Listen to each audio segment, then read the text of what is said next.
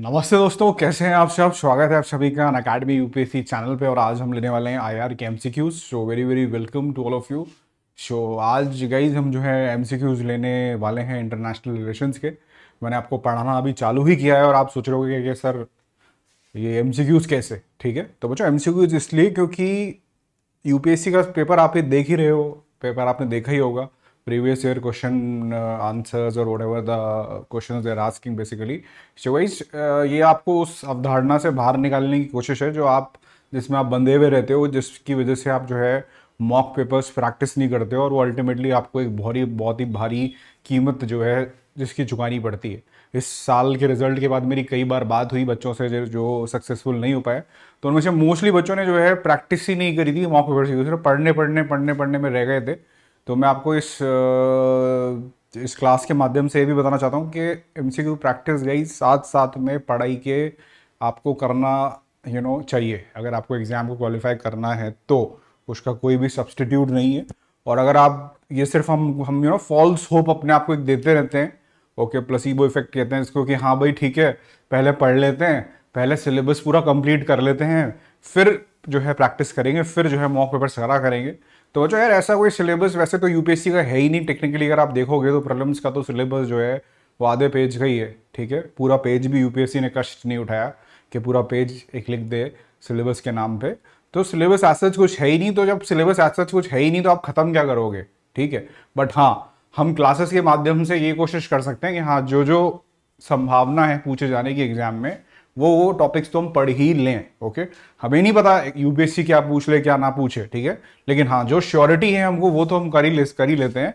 Okay, तो बच्चों यहाँ पर आपको एमसीक्यूज बहुत हेल्प करते हैं। वो आपको कॉन्फिडेंस भी देते हैं, आपका टाइम मैनेजमेंट भी सही होता है, उससे आपको एक कॉन्फिडेंस भी आता है। जब एक सवाल सही होता है आदमी अपने आप जो है 50 ग्राम खून जो है अपने आप बढ़ जाता है। ठीक है, एक रियलिटी चेक भी देते हैं। अगर आपके सारे ही गलत हो रहे हैं सवाल तो एक रियलिटी चेक भी देते हैं कि यार हमने ये सब्जेक्ट पढ़ा भी है सही से, यार हमने समय दिया भी है, और दिया है तो क्या और देने की जरूरत है।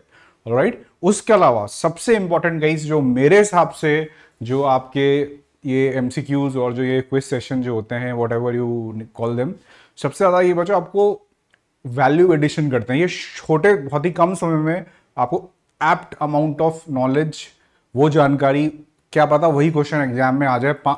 2 मिनट का 5 मिनट का डिस्कशन यहाँ पे हो किसी टॉपिक के ऊपर और उस पे ही सवाल आ जाए। You never know, more chances are there. Okay, और हो सकता है 6 घंटे 10 घंटे उधर आपने ज्योग्राफी पढ़ी हो, आईआर पढ़ा हो, इकोनॉमिक्स पढ़ी हो, उसमें से कुछ भी ना आए। ठीक है, तो यहाँ पर वो बहुत कॉस्ट टू बेनिफिट रेशो बहुत ज़्यादा रहता है और आपके ग्रे एरियाज जो होते हैं अक्सर जो पढ़ाई करते हुए छूट जाते हैं या हमको रिवाइज हम उनको नहीं कर पाते हैं तो वो रिविजन भी हो जाता है, कुछ चीज़ें छूट जाती है तो उनको पढ़कर सीख भी लेते हैं। तो मल्टी फैसेट बेनिफिट्स हैं एमसीक्यूज करने के। ठीक है, तो हम स्टार्ट करते हैं MCQ class. Very very welcome. Okay, very very good evening to all of you. ठीक है, तो ऑफर गाइस कल ख़त्म हो गया और 20% डिस्काउंट वाला, और काफ़ी बच्चों ने जो है सब्सक्रिप्शन लिया, उन सभी को कॉन्ग्रेचुलेशन। ओके, एक अच्छी जगह पे गए हैं वो, और वो डेफिनेटली जो है मैं आपको वादे के लिखित में दे सकता हूँ ये बात कि definitely after not just in 2 week or 2, but at least after 1-2 months they will realize that they are at a very comfortable, at a very better place. Okay, आप लोग भी सोच सकते हो आइकॉनिक प्लस के बारे में, आपको सारी बात पता ही है। इंडिया के टॉप एजुकेटर्स आपके साथ है, सामने ही है। अनअकैडमी आपको सारे एजुकेटर्स एक जगह ला कर दिए हैं। आपके वन स्टॉप सोल्यूशन है आपकी अनअकैडमी। यूपीएससी अनअकैडमी के बाद सबसे बेस्ट, जो अपने आप में ही बहुत कुछ बोलता है। ठीक है, जब भी गई आप सब्सक्रिप्शन लें, अभी 2-3 दिनों में बहुत लोगों ने सब्सक्रिप्शन लिया, उन सबको मैंने टीम से कनेक्ट कर दिया है। They are in touch with me directly, उनकी स्ट्रैटेजी वगैरह सब बनवा दी है। ओके, तो आप भी जो है सिड यूपीएससी कोड से सब्सक्रिप्शन ले सकते हो और इन तैयारी को जो है एक अच्छी तरह से एक स्ट्रक्चर्ड वे में, एक ऑर्गेनाइज वे में जो है आगे बढ़ा सकते हो। ओके, सो अब स्टार्ट करते हैं बच्चों। क्वेश्चन, किसी कोई डाउट है पुरानी क्लासेस से, कोई करिकुलम के हिसाब से कुछ भी, उससे तो आप पूछ सकते हो मेरे से। एक सेकेंड। ओके, अब सीधा क्वेश्चन ही आएगा अगली बार स्क्रीन पे, हिंदी इंग्लिश दोनों में हम सवाल लेने वाले हैं। Good evening Sarabjeet. Okay, comment शायद दिख नहीं रहे मुझे, एक सेकेंड।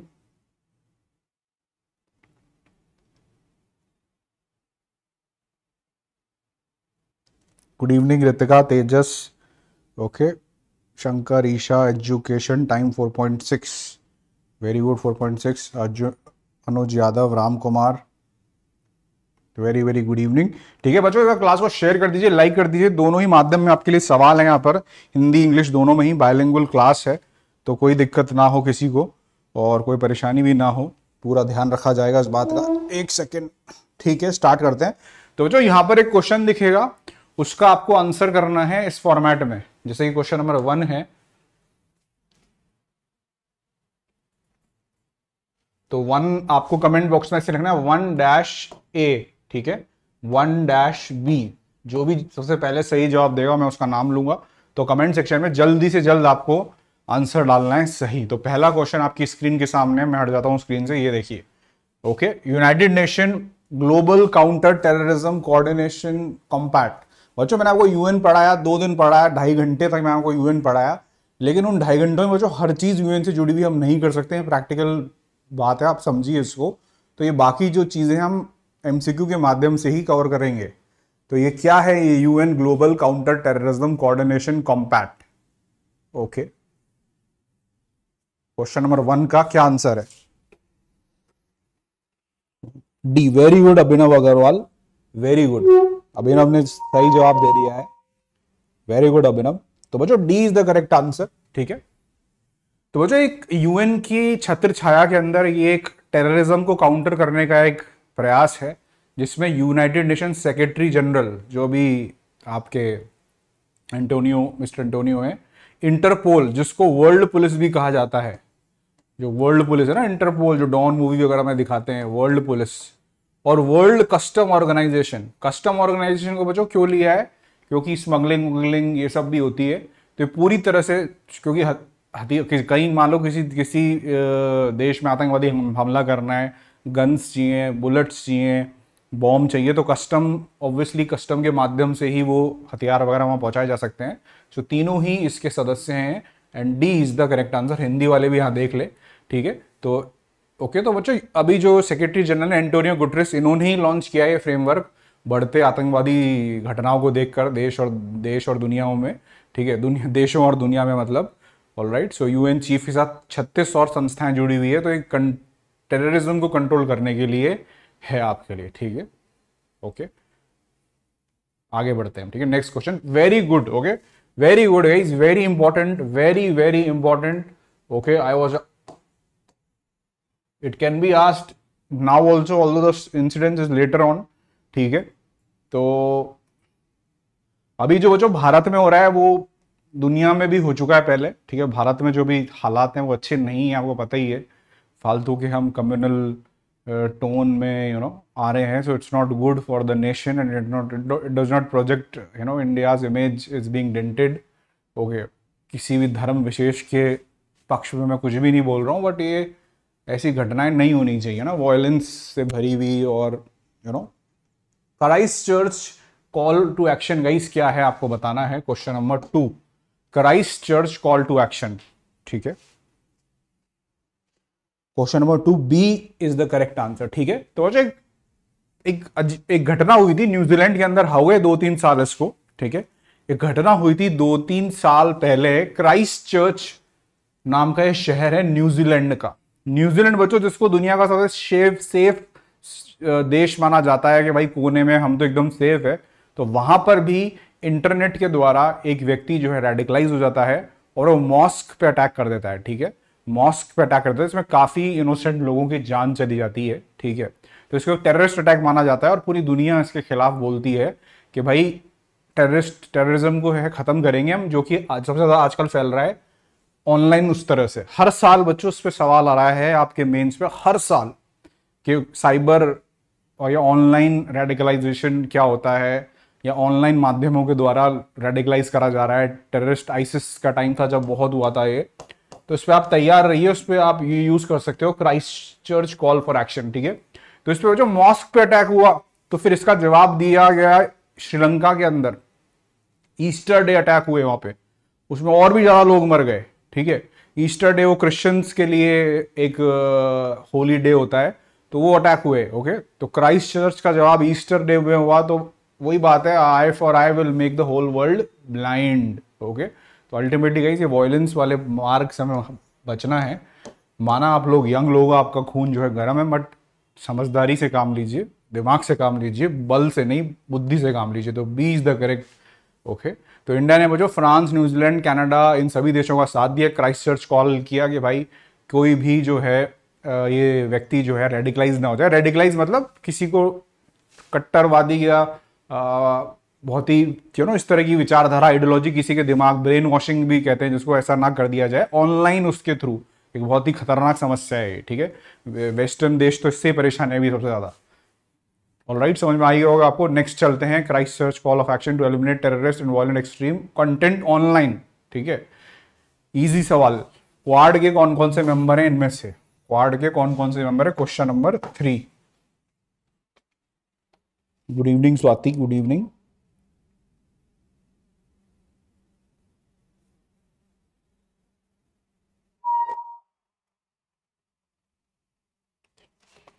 Good evening Hitesha. तो 3 का आंसर जो है एसजे एजुकेशन ने बता दिया है। 3 का आंसर सुजुका ने भी बता दिया है। D is the correct answer. Very good, ठीक है, तो D is the correct answer. Alright, तो बच्चों क्वाड में 4 ही QUAD है वैसे क्वाड, लेकिन इसमें 4 ही देश हैं। आप जो है एशियन आर्क ऑफ डेमोक्रेसी भी कहते हैं इसमें। हालांकि इसमें एक नॉन एशियन कंट्री भी है जो कि यूएसए है। तो करेक्ट आंसर जो है इसका वो बच्चों यूएसए है, ठीक है। ऑस्ट्रेलिया है, जापान और इंडिया, चारों डेमोक्रेटिक देश हैं। बेसिकली चाइना के खिलाफ यहाँ पर एक पैक्ट बनाया, एक ग्रुप बनाया उन्होंने कि काउंटर करना है चाइना को। चाइना जो ज़्यादा एक्सपैंड करने के चक्कर में है पैसिफिक ओशन में और इंडियन ओशन में भी वो अपना फुटप्रिंट जो है बढ़ा रहा है। सो उसको कंट्रोल करने के लिए we have entered into, all these 4 countries have entered into a agreement. तो बच्चों क्वाड का आइडिया किसने दिया था सबसे पहले? शिंजो एबे जो थे, जापान के प्राइम मिनिस्टर, अब नहीं है, 2006 में दिया था उन्होंने आइडिया ये। तब लेकिन चाइना को सीरियसली कोई लेता नहीं था उस जमाने में, बहुत पुरानी बात हो गई तब। पर जापान को शुरू से खतरा था चाइना से, क्योंकि बच्चों जापान ने बहुत अत्याचार किया है चाइनीज लोगों पे। जब आप वर्ल्ड हिस्ट्री पढ़ोगे तो आप पाओगे कि लाखों के लाखों लोग जो एक एक दिन में जो है जापानियों ने मार दिए थे, मतलब चाइनीज लोगों को। क्लैश ऑफ सिविलाइजेशंस कहा जा सकता है ऐसे। ओके, अपने इंपीरियल एम्बिशंस को पूरा करने के लिए, अपनी कॉलोनियल और इंपीरियलिस्टिक एम्बिशंस को पूरा करने के लिए चाइना पे कई बार हमले किए, कोरिया पे हमले किए जापानियों ने, ठीक है। जापान में जब मिलिट्री रूल करती थी, ओके, मिलिट्री मोनार्की थी वो, ओके। तो जापान तो शुरू से ही डरा हुआ बैठा है चाइना से। अब जो है चाइना से बाकी देश भी जो है परेशान है, तो सबने क्वाड बना लिया है, ठीक है। तो क्वाड आपको पता ही है, एशियन नेटो भी कहता है चाइना इसको, कि ये एशिया में नेटो बना दिया है यूएस ने आकर, और इससे जो है माहौल खराब हो रहा है। डेमोक्रेटिक सिक्योरिटी डायमंड भी कहा जाता है ऐसे, तो ये भी आप याद रखिएगा, किसी भी नाम से पूछा जा सकता है ऐसे, ठीक है। इसका मकसद है फ्री और open prosperous Indo Pacific region, ठीक है। अगर गाइस प्रीलिम्स में क्वेश्चन आएगा तो सीधा क्वेश्चन आएगा, हम कर देंगे, ठीक है, जैसे अभी आप कर दिया आपने। मेंस में अगर इस पे क्वेश्चन आए, जो कि बहुत चांसेस आ सकता है इस साल, अगले साल, नेक्स्ट ईयर, तो हमको इसमें सिर्फ चाइना चाइना चाइना चाइना नहीं करना है, ठीक है। 1 लाइन लिख दी चाइना के बारे में, ठीक है, 2 लाइन लिख दी। बाकी हमको इसमें मल्टी डायमेंशनल अप्रोच डालना है, कि जैसे क्वाड के भी नेताओं ने जो है कोविड वैक्सीन्स पे बात करी, क्वाड के जो लीडरशिप है उसने भी आपके टेररिज्म और मल्टीलैटरल एक्सरसाइजेस पे बात करी, वर्ल्ड पीस पे बात करी। तो चाइना चाइना नहीं बोलना है आपको, मोनोटोनस वहां पे नहीं होना है, ठीक है। तो इस बात का ध्यान रखिएगा कि एक ही चीज को आप रिपीट करो बार बार। Okay, Indo Pacific wing has been established under which ministry? So Indo Pacific wing जो है कौन से मंत्रालय के अंडर में एस्टैब्लिश हुआ है? Question number 4। Good evening Jayan, कैसे हैं आप?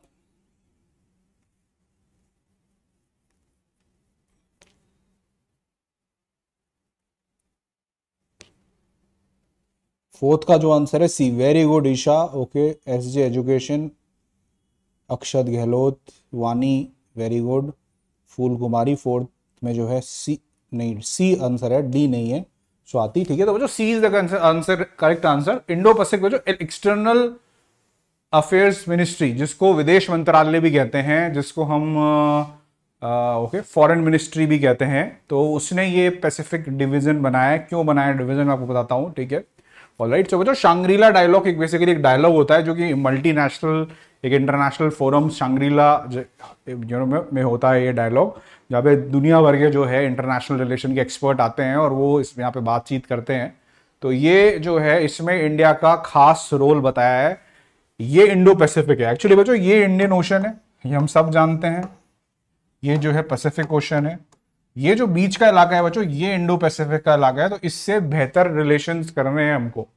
यहाँ पे जितने देश हैं अधिकतर उनसे हमारे अच्छे रिलेशन हैं भी, ओके, तो उनसे और रिलेशंस अच्छे बेहतर करने हैं। तो ये मिनिस्ट्री ऑफ एक्सटर्नल अफेयर ने ये विंग बनाया है अलग से। तो ध्यान रखिएगा कि भाई ठीक है कि इंडो पैसिफिक से रिलेशन हमारे बेहतर है। आपको बताया सारी पॉलिसीज है, मैंने आपको बताया था फॉरेन पॉलिसी क्लास में। एक्ट ईस्ट पॉलिसी है, लुक वेस्ट पॉलिसी है, सेंट्रल एशिया पॉलिसी है, ठीक है, आसियान के लिए है। फिर तो this is for the south east. Alright, आगे बढ़ते हैं हम नेक्स्ट क्वेश्चन। ठीक है, this is about the eurozone and the European union. ठीक है, यूरोजोन एंड यूरोपियन यूनियन आपको पता ही है, यूरोप का जो पूरा इंटीग्रेशन। Question number 5th। ठीक है, 5th, what is the answer of question number 5th?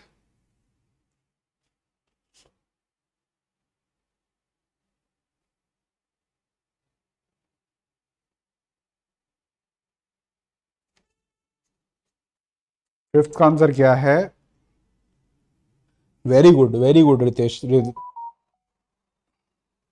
Very good Ritesh. Okay, Vani Shaukat very good, Swati, Shankar, Phool Kumari, Jayan, C is the correct answer. ठीक है बच्चों, European Economic Community was through the Rome treaty. ठीक है, इससे European Economic community से बच्चों आज बन गया यूरोजोन। ठीक है, यूरोजोन और यूरोपियन यूनियन बच्चों दोनों अलग अलग चीजें हैं ये। ठीक है, ये पॉलिटिकल एंटिटी है एक, यूरोपियन यूनियन ये एक इकोनॉमिक एंटिटी है। नहीं समझे? समझाता हूं मतलब। ठीक है बच्चों, यूरोपियन यूनियन जो है वो मैट्रिस्ट ट्रीटी से बनी थी। एक पॉलिटिकल यूनियन है, मतलब इसमें जो भी देश हैं वो एक कॉमन पॉलिटिकल एजेंडा है उनका, वो यूरोपियन यूनियन के मेंबर हैं सारे के सारे। ठीक है, जो यूरोजोन है वहां पर एक ही मॉनेटरी पॉलिसी चलती है यहां पर, यानी कि वहां पर यूरो करेंसी चलती है। ठीक है, करेंसी जो है यूरो करेंसी है वो चलती है यूरोजोन। तो जरूरी नहीं है सारे देश जो यूरोजोन में हैं वो यूरोपियन यूनियन में हो, या सारे देश जो यूरोपियन यूनियन में हैं वो यूरोजोन में हो। कुछ देश ऐसे हैं जो सिर्फ यूरोपियन यूनियन में हैं लेकिन उनके देश में करेंसी उनकी चलती है। ठीक है, तो यूरोजोन मतलब मॉनेटरी पॉलिसी एक ही है उनकी और यूरो करेंसी वहां पर चलती है। ठीक है, सो उसको रोम ट्रीटी से बनाया गया था। और यूरोपियन यूनियन जो बना है आज, जो बहुत न्यूज में रहता है इन दिनों, तो because of the Ukraine war of course, Maastricht treaty से बना है। ठीक है, सो 2 ट्रीटी जो बहुत पुरानी ट्रीटी है ये एक सिंबल भी है एक की, एक मिलजुल कर कैसे हम रह सकते हैं। साउथ एशिया भी आगे जाकर may be 100 years 200 years okay after, ठीक है, if we survive, okay, because people are saying that we can have a World War III also with the present scenario going on। तो देखा जाए तो ये 1957 में गई ये पहल हुई थी, यूरोपियन इकोनॉमिक कम्युनिटी बनी थी। उसके बाद बनते बनते ये जो है यूरो जोन बन गया है आज। ठीक है, ऐसे ही जो है आपके मैट्रिस्ट ट्रीटी से बनते बनते 91 के अंदर जो है यूरोपियन यूनियन बन गया। ठीक है, तो दिस इज द थिंग। आगे बढ़ते हैं। तो ये आपके स्टार्टिंग में बना था यूरोपियन कम्युनिटी। ठीक है, ओके, तत्वदाव। ओके, तत्वदाव एक्सरसाइज अभी करी है। ओके, तत्वदाव के साथ भारत ने एक्सरसाइज करी है। क्या है इस एक्सरसाइज का नाम? ओके, इस एक्सरसाइज का नाम क्या है? क्वेश्चन नंबर 6 का क्या नाम, क्या आंसर है?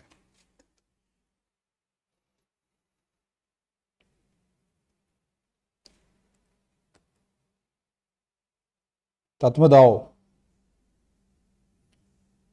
6 का आंसर क्या बात है, बड़े जल्दी जल्दी आ रहे हैं आजकल आंसर। पहले तो आता ही नहीं था आंसर। बच्चों ने लगता है मेहनत करी प्रीलिम्स के लिए। 6 का ए है। ओके, बिल्कुल सही है। वानी का भी सही है, स्वाति का भी सही है, वेरी गुड। अभिषेक आपका गलत है। ठीक है, इम्बेक्स एक्सरसाइज है बच्चों, ये इंडिया म्यांमार एक्सरसाइज है। म्यांमार की जो फोर्सेज है ओके, उसमें तत्वदवा उसे कहा जाता है। ठीक है, तत्वदवा उसे कहा जाता है किसे? म्यांमार, बर्मा भी जिसे आप कहते हो, जो हमारे पड़ोसी देश है। तो इंडिया म्यांमार की एक्सरसाइज है ये इम्बेक्स। हो गया IMBEX, इम्बेक्स एक्सरसाइज है। तत्मदाव फोर्सेस के साथ जो हमने करी है so Tatmadaw is official name of the armed forces of Myanmar. तो सिर्फ आपके लिए नाम जो है घुमाकर कंफ्यूज करने के लिए आपको जो है ये नाम जो है बदल दिया था उसका, ठीक है, तत्मद्वाब, ठीक है। So official name of the arm forces of Myanmar, okay, so this is the Tatmadaw, समझ गए आप, ओके। इम्बिक्स 1819, समझ गए। Anyways let's not,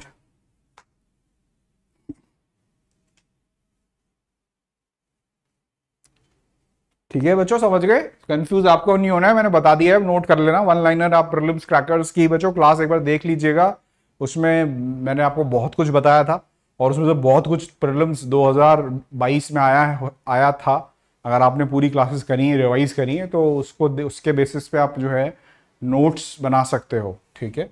so that is the thing. Next हम चलते हैं क्वेश्चन नंबर 7 पे। So you can see the India Myanmar bilateral exercise,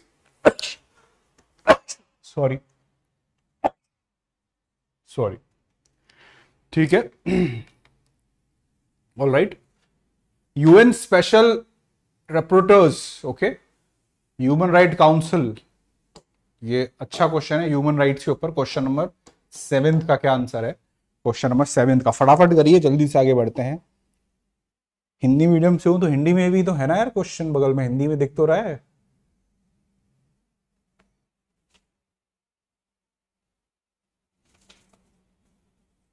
seventh का क्या आंसर है? हेलो फोटो एडिटिंग, सेवेंथ का आंसर बच्चों, क्वेश्चन नंबर भी लिख दिया करो यार, जितनी भी जल्दबाजी सही नहीं है। वहां पे भी तो सेवेंथ का डी ईशा सिंह जो है उन्होंने सही दिया है, एस जे स्वाति जेनेब, ठीक है। 1 2 3 all the statements are correct, ठीक है। तो बच्चों रिपोर्टर्स जो होते हैं ये United Nation Human Right Council जो है इनको असाइन करती है, बात सही है। इंडिया मेंबर है यूएन एचआरसी का, ऑब्वियसली हम है ही member. Office of the High Commission of the Human Right serves as the secretariat of the Human Right Council. सारे ही स्टेटमेंट सही हैं, 1 2 3 तीनों जो स्टेटमेंट सही है, यानी कि D is the correct answer, okay, D is the correct answer, okay, ठीक है।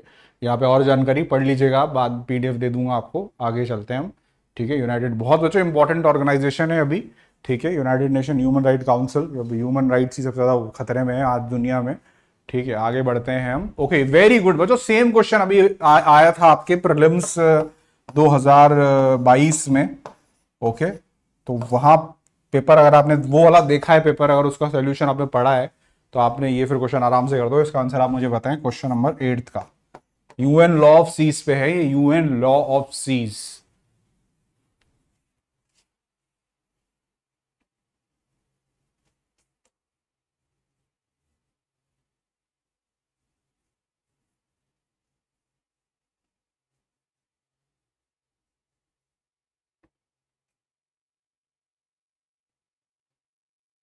ठीक है। फटाफट बताइए 8th का सी, शाबाश, वेरी गुड, ए वेरी गुड गाइस। यार आपने मतलब इसका मतलब ये है कि आपने पेपर भी नहीं देखा प्रीलिम्स का, ये बच्चों सही लक्षण नहीं लग रहे हैं मुझे।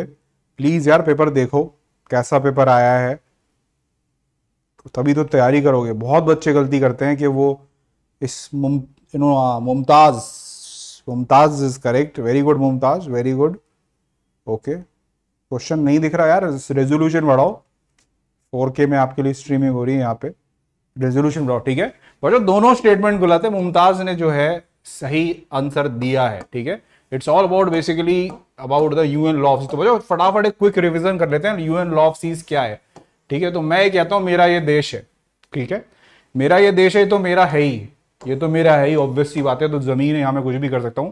लेकिन बच्चों समुंदर का क्या, जो उसके दाएं बाएं समुंदर है बहुत बड़ा, वो किसका है, ओके, हु कंट्रोल्स दैट।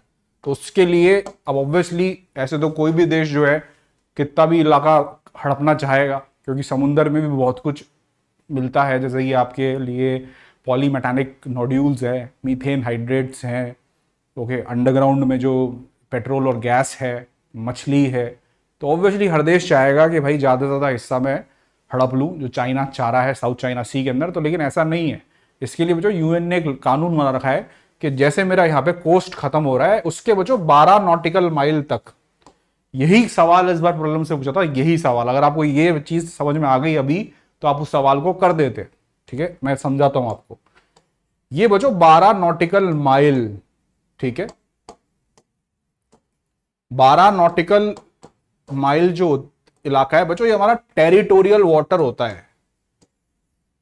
एक नॉटिकल माइल में 1.8 किलोमीटर होते हैं, ये भी आप जान लीजिए, समझ जाओ। तो 12 इंटू 1.8 किलोमीटर कर लो, आपको किलोमीटर में डिस्टेंस आ जाएगा। ये बच्चों मेरा टेरिटोरियल वाटर है, इसमें मैं कुछ भी कर सकता हूं, इसमें मैं कुछ भी कर सकता हूं। इसमें चाहूं तो मैं एक आर्टिफिशियल आइलैंड भी बना सकता हूं और वहां पर अपना लोगों को भी रख सकता हूं, वहां पर मैं आर्मी भी लगा सकता हूं, नेवी भी लगा सकता हूं, कुछ भी कर सकता हूं। This is my territorial water. कहां से कहां तक? जो मेरा कोस्ट है, जहां मेरी जमीन खत्म हो रही है, उससे 12 नॉटिकल माइल्स तक। ठीक है, इसी कोस्ट से गई आगे 24 नॉटिकल माइल्स तक, 24 नॉटिकल माइल्स तक बच्चों हॉट परस्यूट जोन होता है, जिसको अधिकतर लोग जानते हैं कॉन्टिग्यूअस जोन। इसको हॉट परस्यूट जोन भी कहते हैं। हॉट परस्यूट मतलब एनएफएस खेला ना बचपन में, need for speed. Hot pursuit में उसमें आता था ना, हॉट परस्यूट मोड लगाते थे तो क्या आता था, पुलिस आती थी, आप पुलिस वाले बन जाते थे। पुलिस वाले बनकर जो है पकड़ना होता था उनको जो गाड़ी तेज चला रहे थे। ठीक है, ये वो जो हॉट परस्यूट जोन होता है। मान लीजिए आपके देश में कोई जहाज घुस गया और वो बदमाशी कर भाग रहा है, तो आप उसको पीछा कर सकते हो, और अगर आप पीछा करने में कामयाब रहे तो आप उसको 24 नॉटिकल माइल तक पकड़ लोगे, तो वो आपके कब्जे में है, वो आपके देश में उसकी जो है कार्रवाई जो है होगी, सुप्रीम कोर्ट, हाई कोर्ट वगैरह में। ये हॉट परस्यूट जोन होता है। ठीक है, अगर इसके वो पार चला गया 24 नॉटिकल माइल, तो बच्चों फिर वो आपके देश का कानून उसके ऊपर नहीं लगेगा। उस पर इंटरनेशनल लॉ जो है, इंटरनेशनल कोर्ट है, वहां पे उसके खिलाफ जो भी कार्रवाई है, जो भी कांड करके वो भाग रहा है, उसके मुताबिक उसके खिलाफ एक्शन लिया जाएगा। ओके, सवाल बच्चों इस बार लेकिन ये नहीं था, सवाल था एक्सक्लूसिव इकोनॉमिक जोन के ऊपर। ठीक है, मान लीजिए बच्चों ये मेरे इसी पे बनाता हूं मैं। ठीक है, ग्रीन कलर से बनाता हूं। ये मेरा कोस्ट है, ये मेरे कोस्ट से बच्चों 12 तक टेरिटोरियल वाटर हो गया, 24 तक कॉन्टिगस जोन हो गया, और 200 नॉटिकल माइल्स तक, ये 200 नॉटिकल माइल है, ये एक्सक्लूसिव इकोनॉमिक जोन है। ये मतलब मेरे कोस्ट से 200 नॉटिकल माइल तक आगे तक का इलाका में जो भी इकोनॉमिक गतिविधि हो सकती है, जो भी इकोनॉमिक फायदा उठाया जा सकता है उसका, वो सिर्फ मेरा एकाधिक, इट्स माय सोल राइट। इसमें मछली पकड़नी है, इसमें नीचे से सोना चांदी निकालना है, समुद्र में है अगर तो, इसमें आपके गैस ऑयल निकालना है ऑयल रिग से, सब मेरा है 200 नॉटिकल माइल तक। यही यूपीएससी ने आपसे इस साल पूछा था, इसी साल 5 जून को जो पेपर हुआ था, अभी 1 महीना भी नहीं हुआ है, यही क्वेश्चन आया था बच्चों। ये आपको मैं ऑलरेडी और कई बार पढ़ा चुका हूं सिक्योर प्रॉब्लम्स क्लासेस में, कई बार पढ़ा चुका हूं यार, मतलब एक बार भी नहीं, मैं ये नहीं बोलूंगा एक बार, कई बार पढ़ा चुका हूं। जो बच्चे रेगुलरली फॉलो कर रहे हैं वो जानते हैं, और ये इजी क्वेश्चन था मेरे हिसाब से इस साल का। तो this is about the exclusive economic zone. समझ में आ गया सबको? अब बच्चों ये कह रहा है कि राइट ऑफ परस्यूट जो है is not allowed under international law. बात ही हमने कर ली उस पर सारी, इतनी सारी अलाउ है, गलत हो गया है स्टेटमेंट। ये कह रहा है कि यूनाइटेड नेशन कन्वेंशन जो है वो रिप्लेस किया था इसने 4 कन्वेंशन को। ऐसा कुछ भी नहीं गई, उल्टी बात लिखी है इसमें, तो दोनों स्टेटमेंट जो है गलत है आपके। ठीक है, उल्टी बात लिखी, वियना कन्वेंशन को इसने रिप्लेस किया था। समझ गए आप लोग? Okay, any problem? ठीक है, तो 3 बातें हैं मोटी मोटी, टेरिटोरियल वाटर्स, ठीक है, आपके कॉन्टिग्यूअस जोन, और हॉट परस्यूट जोन भी कहा जाता है उसको, और आपके चौथा है एक्सक्लूसिव इकोनॉमिक जोन। ठीक है, आगे बढ़ते हैं हम। Next, Diego Garcia. Okay, a surprising thing which exist but you don't know. Surprising, you will surprise to know. Sir ऐसा भी है कि हमारे को पता, आज तक पता नहीं था इसके बारे में यार, बताया ही नहीं किसी ने कभी, हमने कभी आया नहीं आज न्यूज में, कभी आज तक पे कभी बताया नहीं। तो आज तक वाले बच्चों वो कुछ चीज़ों के आगे वो बढ़ नहीं पाएंगे, क्योंकि अपने को उस पर डिपेंडेंट नहीं रहना है। इसमें आप बताइए डिएगो गार्सिया कहां पर है। आप सरप्राइज हो जाओगे जानकर कहां पर है, और एक कितना बड़ा एक जखीरा जो है 9 में। ए वेरी गुड, काफी लोगों ने बता दिया है, वानी, एसजे, पंकज, देवांश। ओके बच्चों, ये यूनाइटेड स्टेट्स का एक आइलैंड इन्होंने हमारे बिल्कुल नाक के नीचे बैठे हुए हैं। ये आप बोलते हो ये इनको चाहिए हिंदुस्तान पे, ये वो कर रहे हैं बिल्कुल गाइस इंडियन ओशन के नीचे सीध में यहां पर एक आइलैंड है छोटा सा। ये बच्चों वैसे तो यूके का है, ये मालिकाना हक जो है यूके का है, लेकिन इसको अभी यूके ने दे रखा है यूएसए को। तो यूएसए ने बच्चों क्या है, इसको पूरा एक हथियार पूरे अपने जमा कर रखे हैं यहाँ पर। उसने बॉम्बर्स, अपने हवाई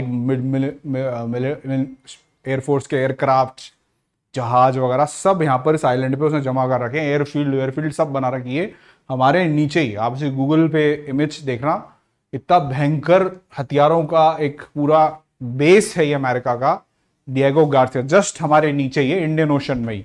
ठीक है, तो ये गाइज अब जो है, अब आप देख लीजिए, आपको पता होना चाहिए था पर नहीं है पता, या पता था तो इट्स वेरी गुड। ठीक है, हैप्पी डॉक्टर्स डे का मैसेज आया अभी, जो आप तो हैप्पी डॉक्टर्स डे आप सभी को। तो बच्चों यूएस का है ये डिएगो गार्सिया। ओके सो ये आपके देखिए नीचे है, जस्ट श्रीलंका एरा, ये है डिएगो गार्सिया। तो बच्चों फोटो भी है, ये देखो रनवे बना रखा है इन्होंने, कितने बड़े बड़े बॉम्बर्स यहाँ पे इन्होंने जो है खड़े कर रखे हैं, अपने तैनात कर रखे हैं। तो बिल्कुल ज्यादा दूर नहीं है, हमारे से पास में ही है। ओके नीचे से ये बिल्कुल इंडियन ओशन में इस तरह का आइलैंड है ये। तो यहाँ पे हवाई पट्टी है इसके अंदर। ठीक है, ये रोड है पूरा। ठीक है, यहाँ पे फिर लोग रहते वहते भी होंगे कई लोग। तो यहाँ पे बच्चों परमानेंटली यूएसए की जो आर्मी है और जो नेवी है वो परमानेंटली वो जो है रहती है आपके। ठीक है, समझ गए। ओके तो गाइस नहीं पता था तो पता लग गया होगा। Okay so this is a thing. Okay, exercise desert flag 4, recently it was in news, by which country it was conducted? Question number 10th.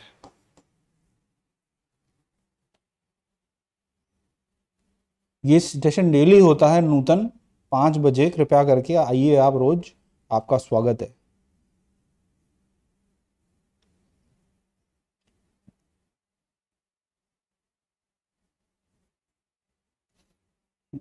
Yes yes, 10 में सी तो गलत है यार, 10 में सी गलत है। वानी ने सही बता दिया, वानी हमारी पुरानी स्टूडेंट है और अधिकतर सही बताती हैं, वो बताते हैं।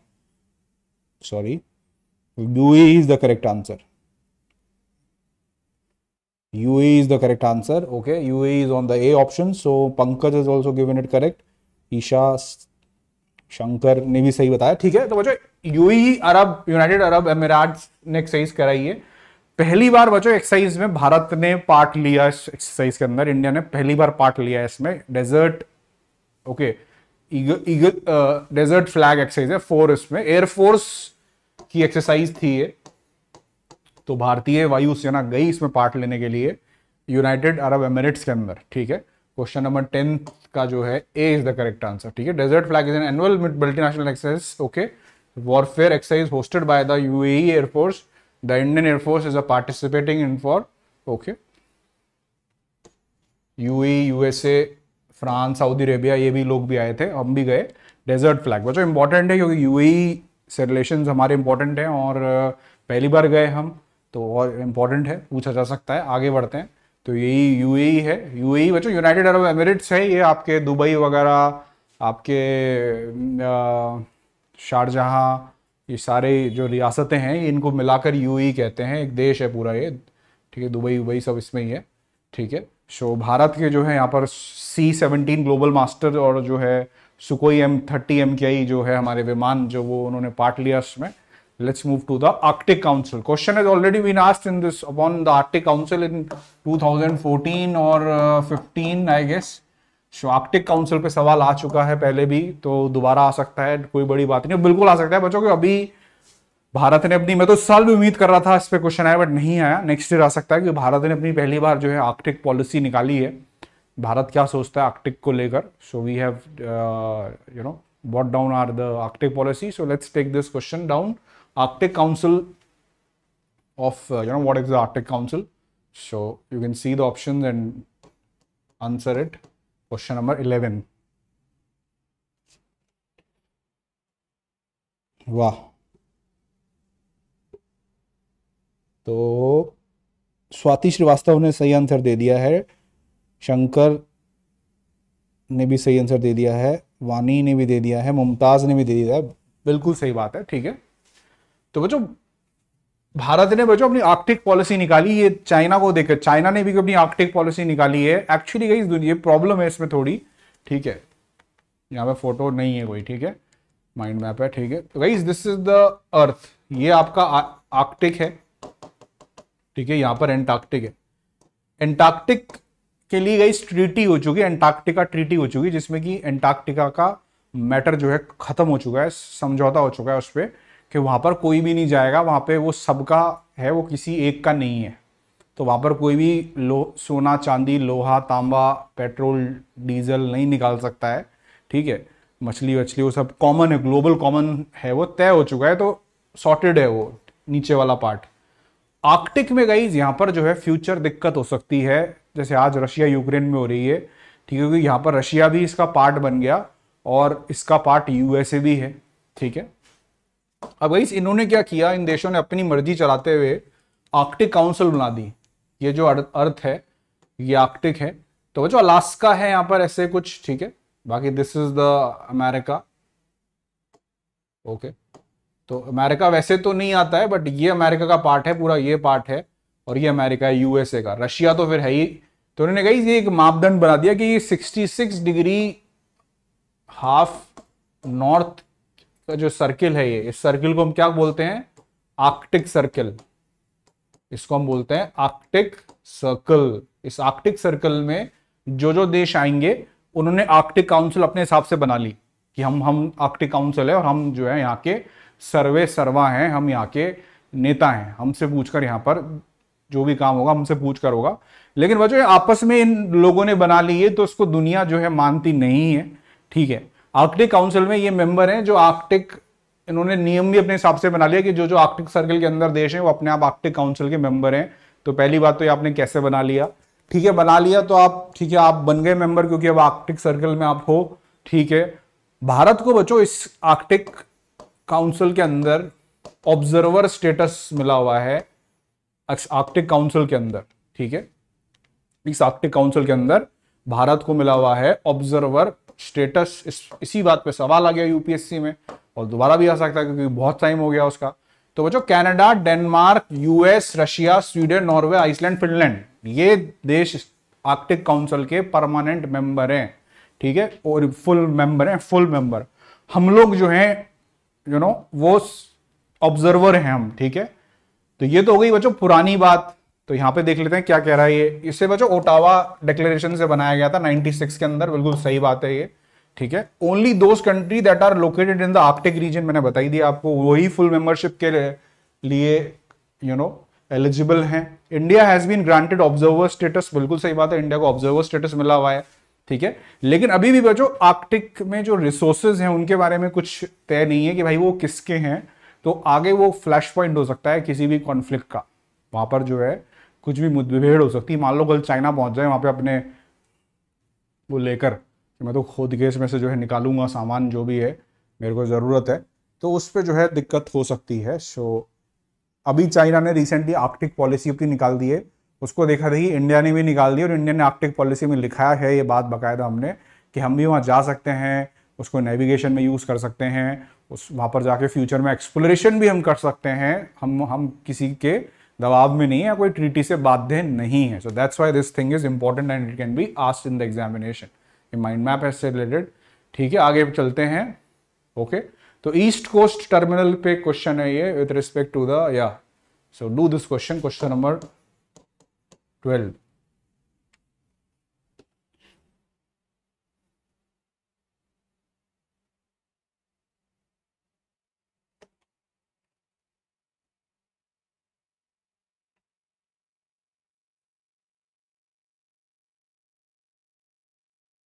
ठीक है, तो फटाफट बताइए बच्चों, ये आपके लिए इंपॉर्टेंट है क्वेश्चन मेरे हिसाब से।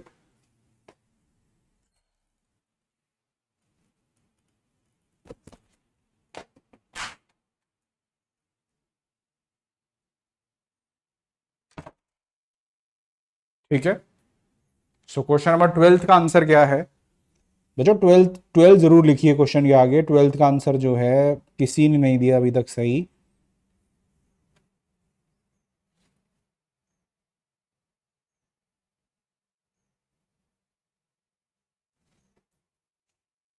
तो 12 का जो आंसर है B is the correct answer. ठीक है। तो बच्चों ये ईस्ट कोस्ट टर्मिनल जो था वो पहले भारत और जापान मिलकर बनाने वाले थे, बट ये छीन लिया गया कॉन्ट्रैक्ट जब भारत और जापान से। वहां कर लोकल कुछ रिवोल्ट हो गया। ठीक है। ओके कि हम बाहरी देशों को क्यों आने दे रहे हैं, हम खुद ही बना लेंगे। ठीक है। ये बात पर गलत हो गई तो यहाँ पर। ठीक है। ये बच्चों बहुत पास में है, पोर्ट सिटी डेवलप कर रहा है चाइना इस पोर्ट के इसी किसी टर्मिनल के बगल में, तो उसके बहुत पास में है ये। तो second statement is correct, B is the correct statement. Okay, two only is the correct statement. ठीक है। So that is the thing. Alright, तो ये इसका मैप है ईस्ट कोस्ट टर्मिनल। तो बाद में फिर वेस्ट कोस्ट टर्मिनल बनाने को दे भी दिया कि चाइना ने कि चलो वेस्ट बना लो तुम लोग, ईस्ट पे पर ले लिया उन्होंने वापस। ठीक है। बिम्स्टेक वेरी इंपॉर्टेंट, मैंने आपको थोड़ा जिक्र भी किया था बिम्स्टेक के बारे में। तो अब एक बहुत ही बेसिक क्वेश्चन, इस तरह के क्वेश्चन जो लगते बेसिक हैं बट एग्जाम में आ सकते हैं, जैसे कि लास्ट टू लास्ट ईयर पूछ लिया था G20 के आपके लिए मेंबर्स। तो ऐसे जो है बिम्स्टेक के भी पूछे जा सकते हैं कि भारत के जो विदेश मंत्री वो क्लियर कर चुके हैं कि बिम्स्टेक जो ग्रुप है वो हमें ज़्यादा उसको हम प्रेफरेंस देंगे as compared to the SAARC. तो फ्यूचर में सवाल भी आ सकता है बिम्स्टेक पे। तो बिम्स्टेक के कौन कौन से देश जो है मेंबर है। ठीक है, ये आपको यहाँ पर बताना है question number 13।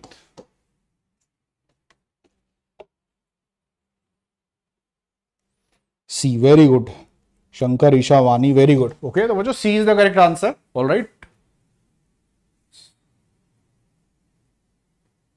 Okay, not the members. अच्छा, पाकिस्तान नहीं है। ओके, और चाइना भी नहीं है, बिल्कुल सही बात है। ठीक है। तो ये बच्चों ये पाकिस्तान सार्क में है तो इसमें नहीं है, बिम्स्टेक में नहीं है। तो बिम्स्टेक को बच्चों आपके बैंकॉक डिक्लेरेशन से 1997 में, यहां पर नहीं लिखा हुआ, कोई दिक्कत नहीं है, 1997 में बच्चों ये संस्था बनाई गई थी बैंकॉक डिक्लेरेशन से। ठीक है। तो इसमें इंडिया, थाईलैंड, नेपाल। ओके, तो जो भारत से थाईलैंड आप सारे कंट्री ले लीजिए, इंडिया से थाईलैंड बहुत लोग घूमने जाते हैं, आपको पता ही है। तो ओके, तो आपको कैसे याद रखना है? ओके, मैं इसकी ट्रिक बता देता हूं आपको एक। ठीक है, मान लीजिए बच्चों इंडिया से अपन घूमने जा रहे हैं थाईलैंड। ठीक है, तो इसमें सारे कंट्रीज को अपने सारे कंट्री कवर हो गए इंडिया से, जो obviously bay of Bengal initiative for multi sectoral है। तो श्रीलंका तो आएगा ही इसमें, India, Bangladesh, Myanmar, Thailand. Okay, साथ में जो मुफ्त यात्री भी अपने साथ दो जो है भूटान और नेपाल, तो इनको भी लेके जाना है। तो आ गए आपके बिम्स्टेक के, हो गए पूरे के पूरे मेंबर। बे ऑफ बंगाल के सारे देश जोड़ दिए अपन ने, लाइन काट दीजिए ऐसे एक इंडिया से होते हुए। तो Sri Lanka, India, Bangladesh, Myanmar, Thailand. Okay, 2 यात्री फ्री के हैं। ओके, इनका खर्चा अपने को ही उठाना है पूरा, थाईलैंड घुमाना है इनको। तो नेपाल, भूटान है वो दोनों, इनको भी डालना है बिम्स्टेक में, और बिम्स्टेक बन गया आपका पूरा। कब बना था ये? 1997 के अंदर बैंकॉक डिक्लेरेशन बना भी थाईलैंड में था। ये भी एक और बात है, याद रखना आप इसी बात से, बना भी थाईलैंड में था ये। ठीक है। So that is the thing.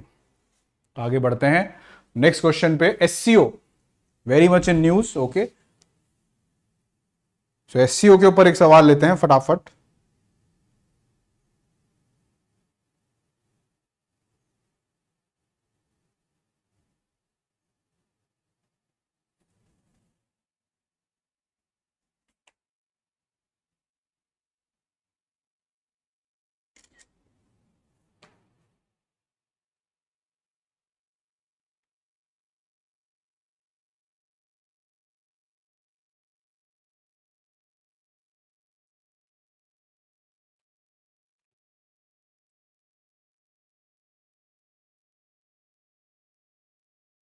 ठीक है, so that is a thing. ठीक है, तो जो एससीओ आपको बताइए, भारत तो और पाकिस्तान को साथ ही मेंबरशिप मिली थी इसकी 2017 के अंदर, और ये इसको भी बताया जा रहा है ये भी नेटो को जो है टक्कर दे सकता है फ्यूचर में जाकर, बिल्कुल दे सकता है। और ठीक है, तो क्वेश्चन नंबर 14 का answer, I hope you have marked it correct in the answers. Okay, question number 14 the answer is a.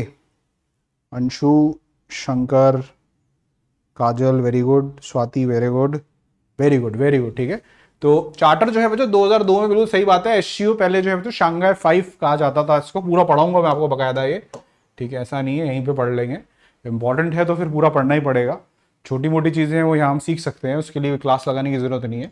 ठीक है, तो एस 2002 में जो था इसको नाम मिला एस, लेकिन इससे पहले भी एग्जिस्ट करता था। इसका नाम था पहले शांघाई 5। ठीक है, उसके बाद ये शांघाई कॉपरेशन ऑर्गेनाइजेशन हो गया। पिट्सबर्ग में इसको फाइनली एस बोल दिया। ठीक है, इंडिया एंड भूटान बच्चों ऑब्जर्वर स्टेटस नहीं है, आज की तारीख में फुल मेंबर है हम लोग। ठीक है, इसमें ऑड वन आउट एक इंडिया ही है जो एस की विचारधारा जो है, जो गैंगबाजी दुनिया में हो रही है नई, जो आजकल देखने को आ रही है, रशिया चाइना ये सब एक तरफ हो रहे हैं, पाकिस्तान भी इनके साथ पीछे पीछे जा रहा है। ठीक है, तो ये इंडिया यहाँ पर जो है मिसप्लेस्ड थोड़ा नज़र आता है इसमें। ठीक है, तो फ्यूचर कॉन्फ्लिक्ट यहाँ पर और कंफ्यूजन हो सकता है। ठीक है, all right, let's move to the next question. ठीक है, अफ्रीकन यूनियन पे है ये सवाल और question number 15।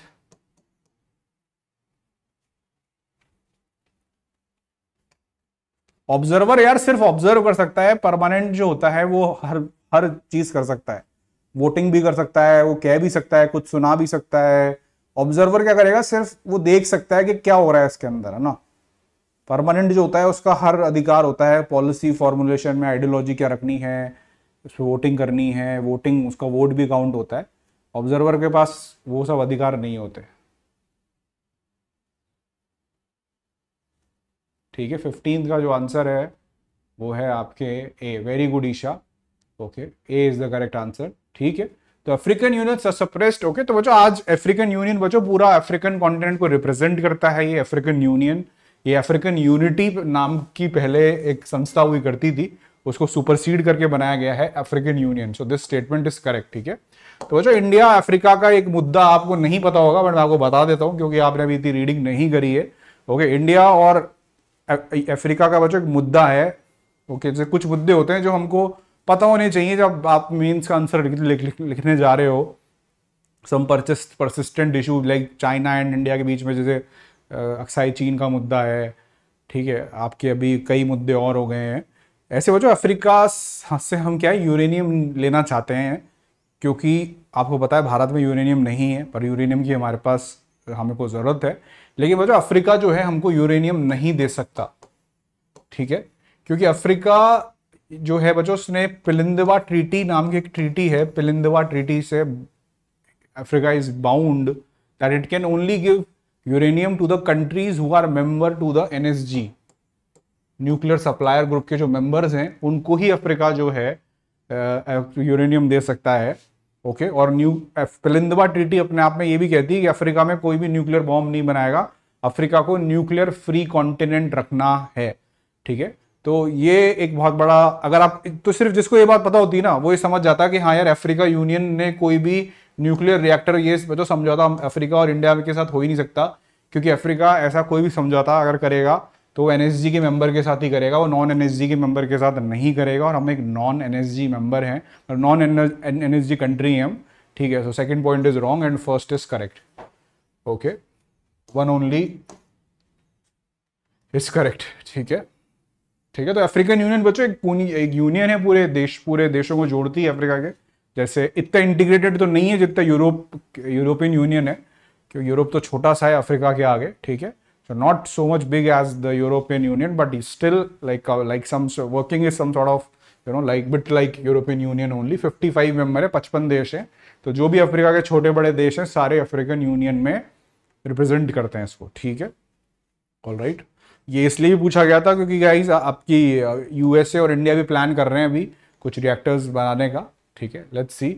Okay, next question is on the Gavi alliance. तो बच्चों गावी अलायंस पे ये क्वेश्चन है, very important alliance particularly in the present context of pandemic।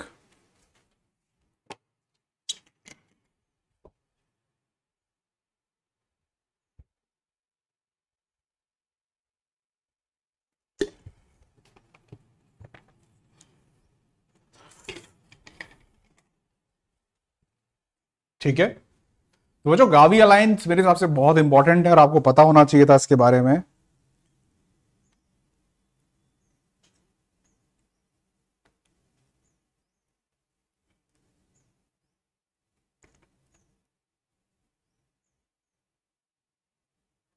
ठीक है, क्या नंबर है, क्या है क्वेश्चन 16 का आंसर? डी, वानी ने करेक्ट दे दिया है जवाब। ऑलराइट, तो डी जो है बच्चों सही है, ठीक है। तो बच्चों गावी अलायंस एक बहुत बड़ा, गई बहुत बड़ी एक एनजीओ टाइप भी आप कह सकते हो यार इसको, पर इसका नाम जो है वो एनजीओ नहीं रखा इसने, क्योंकि NGO is a very generic term, so it has kept the Gavi alliance. Okay, तो बच्चों वैक्सीनेशन का क्या मकसद, हर एक एनजीओ होती है उसका एक मकसद होता है, कि उसका एक काम होता है, कि ऑब्जेक्टिव होता है, एम एंड ऑब्जेक्टिव होता है। तो यहां पर जो गावी अलायंस है उसका ऑब्जेक्टिव है कि हर दुनिया में हर व्यक्ति को, बच्चा बूढ़ा मेल फीमेल सबको जो है वैक्सीनेशन जो है, इम्यूनाइजेशन टीकाकरण जो है जरूर हो जाए। तो ये बच्चों गावी का line, it's a global partnership dedicated to food, for food वूड का कोई लेना देना नहीं है। It's partner include UNICEF, World Bank and Bill Gates only, only नहीं बच्चों, तमाम पार्टनर्स हैं ये। बहुत बड़ी संस्था की बात कर रहा हूं मैं, गावी बच्चों अकेले आपके मान लीजिए WHO को फंड करती है ये, मतलब वर्ल्ड हेल्थ ऑर्गेनाइजेशन को पैसा देती है ये कि भाई काम करो सही से वैक्सीनेशन के इसमें, ठीक है। तो अभी पेंडेमिक था इसलिए भी गावी इंपॉर्टेंट है। भारत के जो मिनिस्टर हैं, हेल्थ मिनिस्टर, वो भी इसके बोर्ड पर जो है उस पर इनको बना दिया गया है हेड। 2023 तक वो रहेंगे, तो बच्चों 2023-24 तक फुल चांसेस हैं गावी पे सवाल आने के। तो इसके मेंबर्स जो हैं वो आप देख लीजिए, यूनिसेफ है, बिल एंड मेलिंडा गेट्स है, वर्ल्ड बैंक है, डोनर गवर्नमेंट्स हैं, रिसर्च एजेंसी हैं, प्राइवेट पार्टनर्स हैं, वैक्सीन मैन्युफैक्चरर्स हैं, ठीक है, WHO, बहुत सारे तमाम इसके पार्टनर्स हैं। ओके, तो गावी का मतलब क्या है guys, global alliance for vaccines and immunisation, ठीक है। Global alliance for vaccine and immunisation 2000 में, सन 2000 में इसको बनाया गया था। ओके, ये टुगेदर लाती है पब्लिक पार्टनर्स और प्राइवेट पार्टनर्स को। मकसद है वैक्सीनेशन करना है पूरी दुनिया का, पूरेस्ट कंट्रीज को ध्यान में रखते हुए, ठीक है। आगे बढ़ते हैं, next question is about IOSCO, IOSCO, question number 17।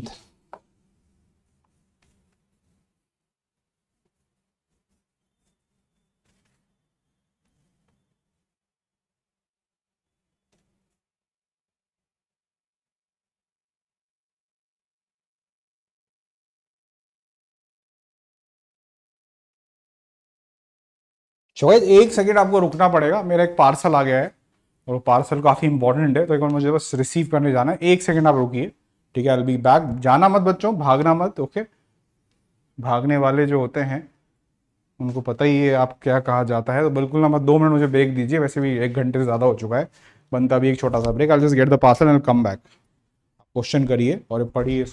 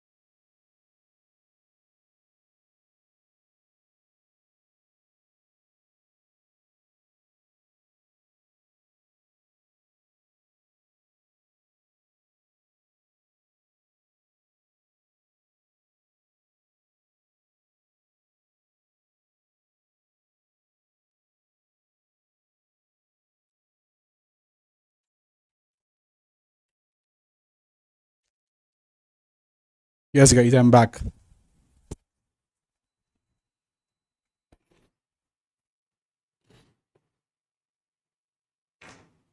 ठीक है,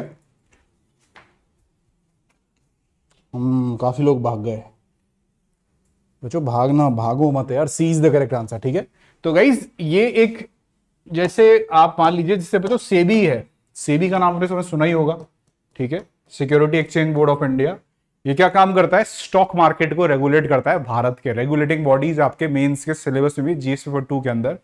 ठीक है, इस ये ना हो तो कहीं भी कोई भी कंपनी का स्टॉक कब ऊपर नीचे होगा आपको पता भी नहीं चलेगा, सारा पैसा आपने लगाया आपका डूब सकता है। ये कस्टमर को भी बचाता है, ओके, कंपनी के शेयर्स को भी सही प्राइस दिलवाता है, ये सेबी काम है बच्चों। ये हर एक रेगुलेटिंग बॉडी यही काम करती है। तो बच्चों ऐसी रेगुलेटिंग बॉडीज हर देश में होती है जो शेयर मार्केट को कंट्रोल करती है। तो ये सारी बॉडीज जो दुनिया के हर देश में है, क्यों ना इन सबको मिला लिया जाए और इन सबको मिलाकर एक बॉडी बना दी जाए, और ताकि ये बॉडी जो है अपने एक आपस में ये बॉडी जो है वो बेस्ट प्रैक्टिसेस अपनी शेयर कर सके। तो जो यही है IOSCO, जितनी भी international organisation that brings together world security regulators, जितने भी वर्ल्ड सिक्योरिटी रेगुलेटर्स है सबको एक साथ लाती है ये बेटर फंक्शनिंग के लिए, बेटर कोऑर्डिनेशन के लिए। ठीक है, जैसे इंटरपोल है, इंटरनेशनल पुलिस, जो सारी वर्ल्ड की पुलिस को एक साथ लाती है ताकि और बेहतर तरह से काम किया जा सके, ऐसे ही ये है IOSCSO। ओके, तो ये है, तो भारत की सेबी और जो हमारा इंटरनेशनल फाइनेंस सर्विस सेंटर है जो गिफ्ट सिटी में बना है, जो अहमदाबाद में गिफ्ट सिटी बना है, वो दोनों ही इसके मेंबर हैं। तो both the statements are correct. ठीक है, so international finance service authority जो है वो भी इसकी मेंबर है, और सेबी तो है ही इसका मेंबर। ठीक है, ये बात है आपकी। ठीक है, तो बहुत पुरानी संस्था है बच्चों, 1983 की है, और काम की भी संस्था है यार, काम की भी संस्था होनी चाहिए। ठीक है, तो उस समय बन गई थी, उसके बाद 1983 में बन गई थी। हमारे देश में उस टाइम सेबी नहीं था, उसकी वजह से हर्षद मेहता का स्कैंडल हो गया और कई लोगों के, हजारों लोगों के लाखों करोड़ों रुपए डूब गए। तो अगर 1983 में हम ये देखकर सीख कर इसको सेबी बना लेते उस समय, ठीक है, जब इसको बनाया गया 1983 में, तो बच्चों में हर्षद मेहता के स्कैंडल से बच जाते हम। ठीक है, ठीक है, पर दुर्घटना से जो है देर भली, बाद में बनाया हमने सेबी। ऑलराइट, आगे बढ़ते हैं। ये कुछ कन्वेंशन हैं ड्रग्स और साइकोट्रॉपिक सब्सटेंस से रिलेटेड, इनमें भारत जो है किस किस का सिग्नेटरी है, किस किस के हम साइन मार चुके हैं किस किस के ऊपर। ठीक है, क्वेश्चन नंबर 18 का क्या आंसर है?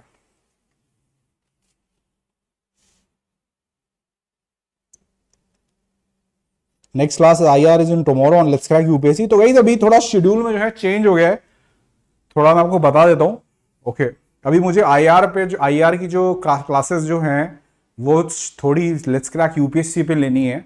ठीक है, क्योंकि लेट्स क्रैक यूपीएससी में मुझे जो है मुझे वहां पे ही शिफ्ट कर रहे थे, बट मैंने बोला मैं यहीं रहूँगा क्योंकि मैं यहीं इसी चैनल पर ज़्यादा पढ़ाता हूँ। तो मैंने 2 दिन जो है वहाँ के लिए दिए हैं। ठीक है, अब मैं 7 दिन आपको लगभग दिखाऊंगा। ओके, तो लेट्स क्रैक पे मिला करेंगे 3 बजे संडे सैटरडे को, और यहाँ पर मिलेंगे अपन 5 बजे मंडे टू फ्राइडे, यहाँ पे मिला करेंगे। और सिक्योर प्रीलिम्स की जो क्लास आपकी 3 बजे होती थी दिन में रेगुलरली साल भर से, वो बच्चों 7 बजे हुआ करेगी।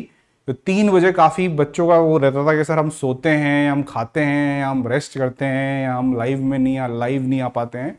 तो 7 बजे मेरे हिसाब से जब आप एक टाइम होता है, वो डिनर का भी टाइम नहीं है, डिनर से पहले 7 से 8, तो ये स्केड्यूल रहेगा। अब आप सुन लीजिए अच्छे से। ठीक है, तो जो मंडे टू फ्राइडे 5 बजे अपन यहाँ मिलेंगे। सबसे पहले तो 1 घंटे क्लास यहाँ पे होगी 5 से 6, फिर 7 से 8 अपन प्रैक्टिस करेंगे क्वेश्चनों की, मोमेंटम भी बना रहता है। उसके बाद में पहले क्वेश्चन करना फिर क्लास करना वो सही नहीं है। और मैं आपके लिए एक और एक्साइटिंग खबर है, पर मैं आपसे अभी शेयर नहीं करूंगा। मैं आपके लिए बहुत स्पेशल और एक बहुत ही अच्छी चीज़ लेके आने वाला हूँ। ओके, जल्दी आपको सूचना जो है मिल जाएगी।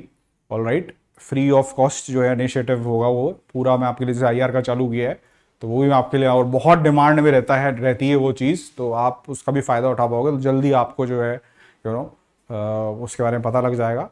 तो यही स्केड्यूल रहेगा, पर स्केड्यूल यही रहेगा, इसी में कहीं फिट किया जाएगा उसको। 5 से 6 ये क्लास रहेगी, 7 से 8 वहाँ रहेगी। सैटरडे संडे को 3 बजे क्लास जो है अपनी लेट्स क्रैक पे रहेगी। ठीक है, सारी कन्वेंशन लगभग साइन कर चुके हैं हम। ओके, भारत ने बच्चों को कन्वेंशन छोड़ा नहीं है, कोई कन्वेंशन कोई समझौता हमने छोड़ा नहीं है। हम उसे एग्जीक्यूट कितना कर पाते हैं नहीं कर पाते वो बात की बात है, बट साइन करने में हम कहीं पीछे नहीं है। ठीक है, so all of these we have signed because guys we have actually been sufferer of the drug menace which has been in the country and particularly in the areas like Punjab and Northeast and in the in this Bollywood industry, Goa. Okay, तो जो Bharat actually दो खतरनाक इलाकों के बीच में है, इसे हम कहते हैं गोल्डन ट्राइंगल। ओके, ये आपका जो है लाओस, थाईलैंड, बर्मा, म्यांमार, ये है गोल्डन ट्राइंगल। ये है गोल्डन क्रिसेंट, अफगानिस्तान और पाकिस्तान का जो है ये गोल्डन क्रिसेंट है। इसके बीच में जो इंडिया है, ये दोनों ही इलाके जो है कुख्यात हैं ड्रग ट्रेड के लिए या ड्रग प्रोडक्शन के लिए। या तो यहाँ पे ड्रग्स आती हैं, ये ट्रांजिट हब्स बने हैं दुनिया में, या फिर ड्रग्स यहाँ पे होके गुजरती हैं, या फिर यहाँ पे ही बनाई जाती हैं, और इंडिया इनके बीच में है, दोनों के एकदम। ठीक है, तो जो यहाँ पे यूनाइटेड नेशन भी कई बार भारत को कह चुका है कि आप जो है ड्रग्स के लिए जो है कुछ स्पेशल एफर्ट्स कुछ करिए, क्योंकि आप एक बहुत खतरनाक जगह पे लोकेटेड हो, आप बिल्कुल बीच में फंसे हुए हो। जो दो दुनिया के सबसे ज़्यादा इनफेमस रीजन्स हैं, the golden triangle and the golden crescent, उसके बीच में आप हो, तो इसलिए जो है हमें काम करना ज़रूरी है इसके लिए। ठीक है, so that is the thing, drug means right. All right, let's move on to the Hormuz peace initiative. Hormuz peace initiative से आप क्या समझते हैं? Hormuz peace initiative, question number 19।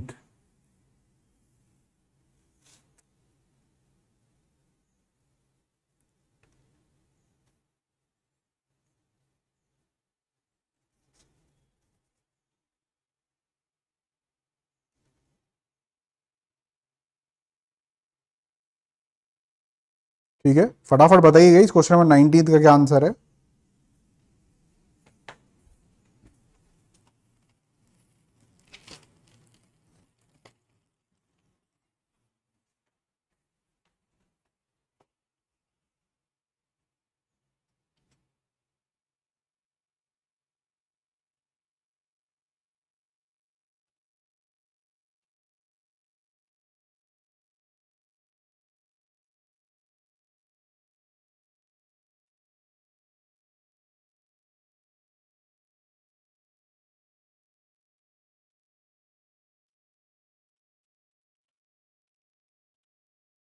ठीक है, ऑलराइट, सो गाइस इसका जो आंसर है वो काफी लोगों ने दे दिया है। 19 का जो आंसर है that is D is the correct answer. So I can see Vani has given, Shankar, Isha, Itisha, very good, Divyansh very good. ठीक है, तो जो हॉर्मूज पीस डिक्लेरेशन, वो जो एक तरह से हॉर्मूज जगह तो आपका नाम सुना ही होगा, नाम सुना है तो याद नहीं आ रहा होगा, याद नहीं आ रहा है तो आना चाहिए क्योंकि एग्जाम के लिए इंपॉर्टेंट है।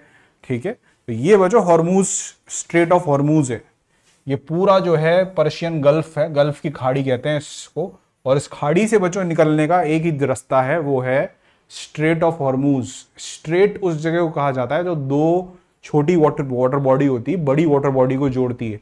तो यहाँ पे जो गल्फ है, पर्शियन गल्फ है, इस और ये जो अरेबियन सी है या गल्फ ऑफ ओमान है, इनको जोड़ता है स्ट्रेट ऑफ हॉर्मूज। तो कुल मिलाकर सीधे सीधे तौर पर Iran, Iraq, Kuwait, Saudi Arabia, कतार, यूएई, इससे बच्चों जितना भी पेट्रोलियम गैस निकलता है वो सारा का सारा इसी रास्ते होते हुए दुनिया में जा सकता है, सारा का सारा इसी रास्ते से। तो मतलब ये एक बहुत ही इंपॉर्टेंट इलाका है।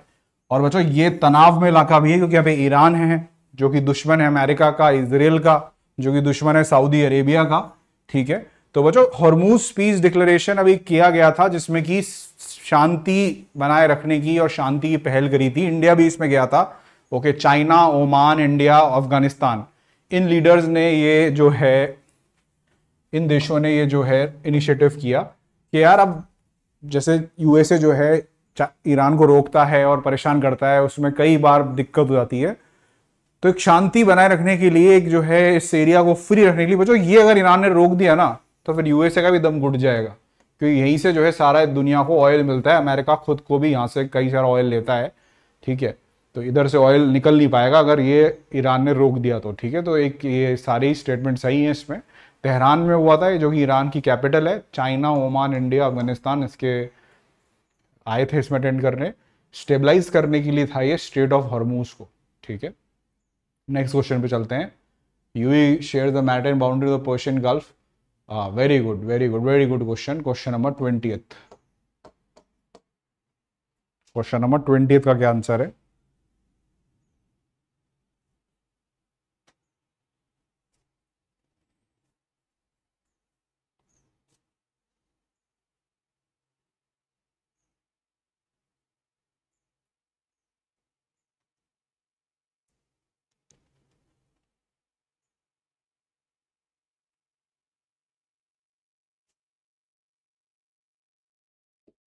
20th का जो आंसर है डी बिल्कुल सही दे दिया है स्वाति ने। काजल आप गलत हो, ईशा का भी गलत है। अंशु तिवारी ने सही आंसर दिया है, D is the correct answer. Very good Anshu, keep it up. ठीक है, तो जो D is the correct answer. ठीक है, तो UAE, Qatar, Bahrain share a maritime boundary Persian Gulf. अभी दिखाया आपको कतर, बहरीन, यूएई, इधर ही दिखा देते हैं। तो ये वो जो कतर है, ओके, ये बहरीन है यहां पर कहीं पे, ओके, ऑलराइट। वो जो बहरीन यहाँ पर है, इसमें दिख नहीं रहा आपको, सर दिखेगा, हाँ ये रहा बहरीन। तो ये बहरीन है, ये कतर है, और क्या पूछ रहा है ये, कतर, बहरीन, यूएई, यूएई है ही फिर, ये रहा पूरा वाओ, ये तीनों देश यहाँ पर हैं, पर्शियन गल्फ में हैं, बिल्कुल हैं, सही बात है। ठीक है, okay. Solidarity and stability deal हुई है गई अभी, ये डील क्या है? ठीक है, तो वो जो कुछ सालों के अंदर अभी क्या हो गया था, ये जो पूरे देश आपको दिख रहे हैं इधर, जीसीसी के देश कह रहे हैं, बहुत इंपॉर्टेंट एक अंतरराष्ट्रीय संस्था है ये जीसीसी, गल्फ कॉपरेशन काउंसिल। ये political, economic, social and regional organisation है which was established by the agreement on, okay, 1981 में इसको बनाया गया था। गल्फ के खाड़ी के देश सारे इसके अंदर है। तो जो इसमें खाड़ी के देश क्या है, कतर के खिलाफ हो गए थे कई बातों को लेकर। कतर का एक चैनल भी है, अल जजीरा जो नाम है, सुना होगा आपने, न्यूज चैनल, उसकी कई बातों से। तो सऊदी अरेबिया मेन नेता है, आपको पता है यहाँ पे इन सब देशों का। ठीक है, ये नाराज हो गया, तो इसकी और कतार की लड़ाई चल रही थी काफी समय से। तो अब काफी समय हो गया था, तो उन लोगों ने सोचा क्यों आपस में लड़ना है यार, हम सब भाई भाई हैं। जो मेन दुश्मन है हमारे, जैसे कि इन सबका मेन दुश्मन है ईरान, ओके, ईरान है, बाकी जो उस पर फोकस करो।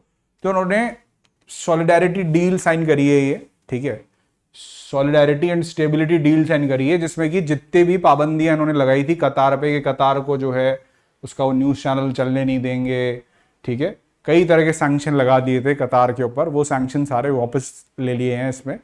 ऑलराइट, ईरान पे फोकस करना है, क्योंकि और दुश्मन नहीं बढ़ाने, जो हैं ऑलरेडी उनसे ही निपट लो, वही बहुत है। क्योंकि ईरान जो है अपना न्यूक्लियर प्रोग्राम तो बढ़ा ही रहा है अब, और अब बैलिस्टिक मिसाइल प्रोग्राम भी बढ़ा रहा है। Okay, so this was the thing. Okay, और गल्फ कॉपरेशन काउंसिल के बारे में आपको बताता हूँ, जीसीसी के बारे में। एक पॉलिटिकल, इकोनॉमिक और सोशल रीजनल ऑर्गेनाइजेशन है, 1981 में बनाया गया था इसको। ये लाल रंग में जो दिख रहे हैं आपको सब कंट्रीज इसके मेंबर हैं। ठीक है, तो ये बहुत ही इंपॉर्टेंट है। आगे बढ़ते हैं, इजी क्वेश्चन। तो जो 3 बातें आपको दी हुई है, ये 3 पॉइंट्स दिए हुए हैं बेसिकली, ये 3 पॉइंट्स कौन से कंट्री पे मैच हो रहे हैं ये बताना है आपको।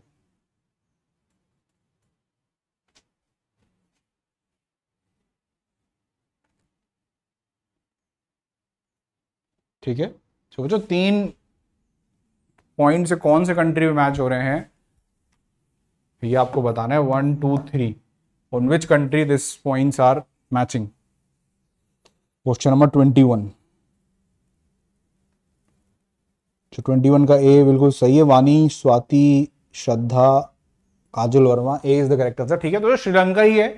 ओके, चाइना की स्ट्रिंग ऑफ पर्ल थ्योरी का बहुत ही अभिन्न अंग है श्रीलंका। कई पोर्ट्स अपने, हेम्बनटोटा जो पोर्ट है था इसका, पूरा 99 साल के लिए इसने दे दिया है चाइना को। ठीक है, तो चाइना स्ट्रिंग ऑफ पर्ल्स, आपको पता ही है, चाइना जो घेरना चाह रहा है पूरे। तो चाइना ने क्या है, स्ट्रिंग ऑफ पर्ल्स के अंदर कई जगह पोर्ट्स बना लिए हैं। यहाँ पर बर्मा में, बांग्लादेश में है चित्तगोंग, आपके इधर, ठीक है, क्रा कैनाल बनाना चाहता है, थाईलैंड को काटना चाह रहा है, यहीं से नाव निकाल लेगा अपनी, पर थाईलैंड ने मना कर दिया है। जिबूती में कई पोर्ट हैं, ग्वादर तो फिर खैर बिकी चुका है, पाकिस्तान तो पूरा। तो ये वो जो स्ट्रिंग ऑफ पर्ल्स है कि चाइना पूरा जो है घेरना चाह रहा है इंडिया को। हालांकि ऐसी कोई थ्योरी चाइना ने नहीं दी, ये सिर्फ एक कयास है, एक अनुमान है, एक अजम्पशन है, हो सकता है कि सही भी हो, बट चाइना ने ऐसा कुछ भी नहीं कहा। चाइना कहता है कि मैं ये पोर्ट्स अपनी ट्रेड वगैरह को बढ़ाने के लिए जो है उसके लिए मैं कर रहा हूँ, not for any anything to encircle India और like that. So this is the thing. ठीक है, तो ठीक है, इंडिया इन जॉइंट एक्सरसाइज में मित्र शक्ति आपको पता ही है, मित्र शक्ति एक्सरसाइज हम करते हैं, स्लिनेक्स एक्सरसाइज भी हम करते हैं श्रीलंका के साथ, मित्र शक्ति भी करते हैं, स्लिनेक्स भी करते हैं, कॉर्पेट भी करते हैं, कोऑर्डिनेटेड पेट्रोल या sort of. Okay, it's a member of BIMSTEC में भी आ गया मेंबर, सार्क का भी है। मैंने कोई बताया था इंडिया की लाइन की, तो श्रीलंका तो आएगा ही उसमें, थाईलैंड जाना है बिम्स्टेक वालों के साथ में। और सार्क में भी आता है, साउथ एशिया दोनों में आ गया, तो एक ही कंट्री है यहाँ पर, ओके, श्रीलंका। ठीक है, तो बिम्स्टेक का मैप आपको दिखाई दिया था मैंने अभी। ठीक है, आगे बढ़ते हैं। FAO कोडेक्स एलिमेंटेरियस और global important agriculture heritage system, everything is very very important. Question number 22।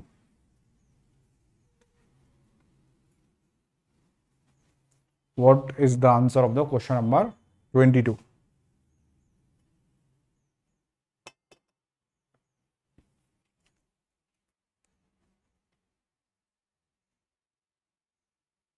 Twenty two का जो आंसर है D. Very good Swati, Shraddha, very good Kajal Verma, very good Isha Singh, very good. ठीक है, तो बच्चों D is the answer. FAO specialised. ठीक है, कल ही आपको मैंने पढ़ाया था, कल ही पढ़ाया था, यूनाइटेड नेशन, परसों पढ़ाया था UN। मैंने आपको साफ साफ बोला था बच्चों FAO जो है स्पेशलाइज्ड एजेंसी है।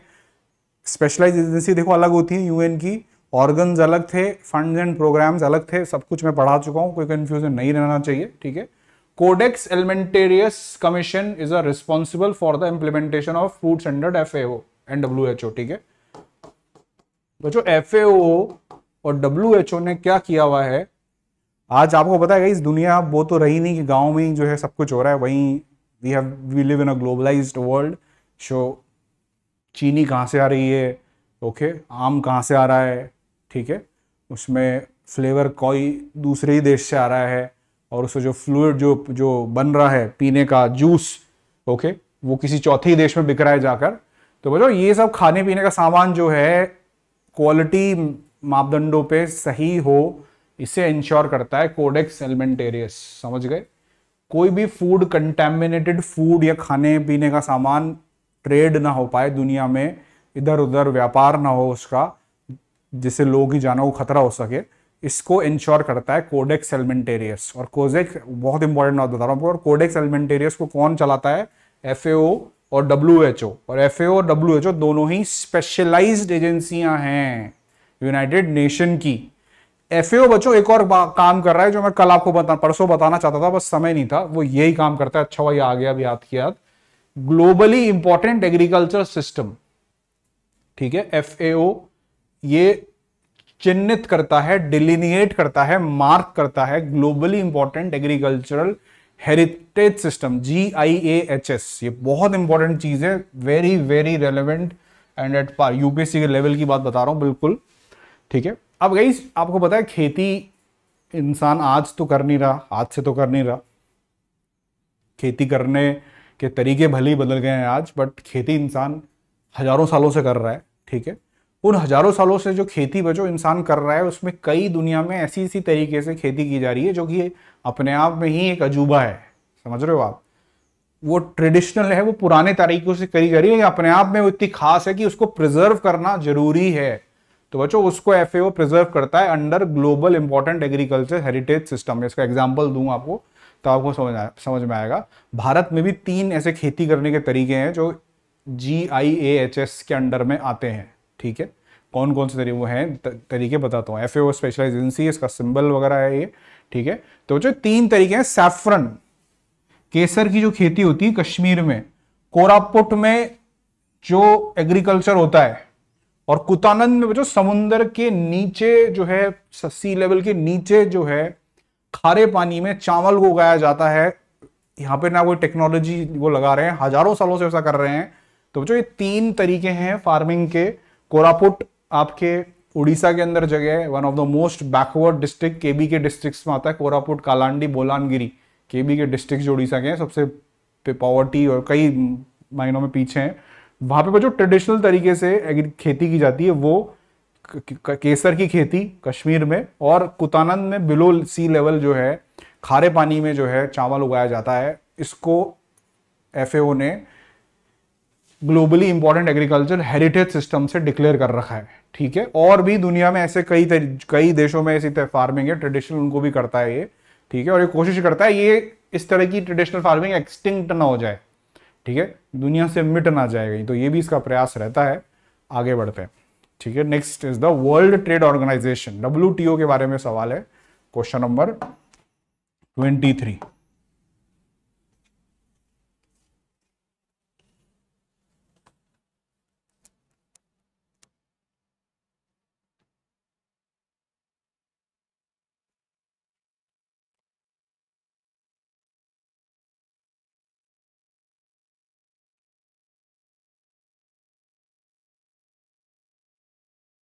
23 का क्वेश्चन का क्या आंसर है? 23 का जो क्वेश्चन का आंसर है, C is the correct answer. Very good Anshu, very good Swati, Kajal Verma, very good. ठीक है, तो वो जो डब्ल्यूटीओ का जो बिल्कुल सही बात है, पब्लिक डिस्ट्रीब्यूशन पीडीएस जो है, जमाखोरी जो सरकार करती है गेहूं चावल की पीडीएस में, एफसीआई के गोडाउन में एमएसपी पे खरीदती है सरकार, यानी कि 10 रुपए की कीमत है तो सरकार 15 रुपए पे खरीदती है। ये जो 5 रुपए एक्स्ट्रा बच्चों दिए यहाँ पर, इसको डब्ल्यूटीओ मना करता है, बोला ये सही नहीं है, आप सब्सिडी वाली मत दो, don't give this subsidy, this is a amber box subsidy, this is a trade distorting subsidy. तो इन सबकी सब्सिडी को जो है वो एम्बर बॉक्स में डालता है। ट्रेड पॉलिसी रिव्यू मैकेनिज्म जो है was a result of the Uruguay round, बिल्कुल सही बात है। ठीक है, ओराग्वे राउंड का ट्रेड पॉलिसी रिव्यू जो था ओराग्वे राउंड का था। ठीक है, मॉनिटरिंग फंक्शन कैसे करता है डब्ल्यूटीओ वगैरह वगैरह। ठीक है, आगे बढ़ते हैं। ओडीए, जापान ओडीए के ऊपर सवाल है, क्वेश्चन नंबर 24। Question number 24।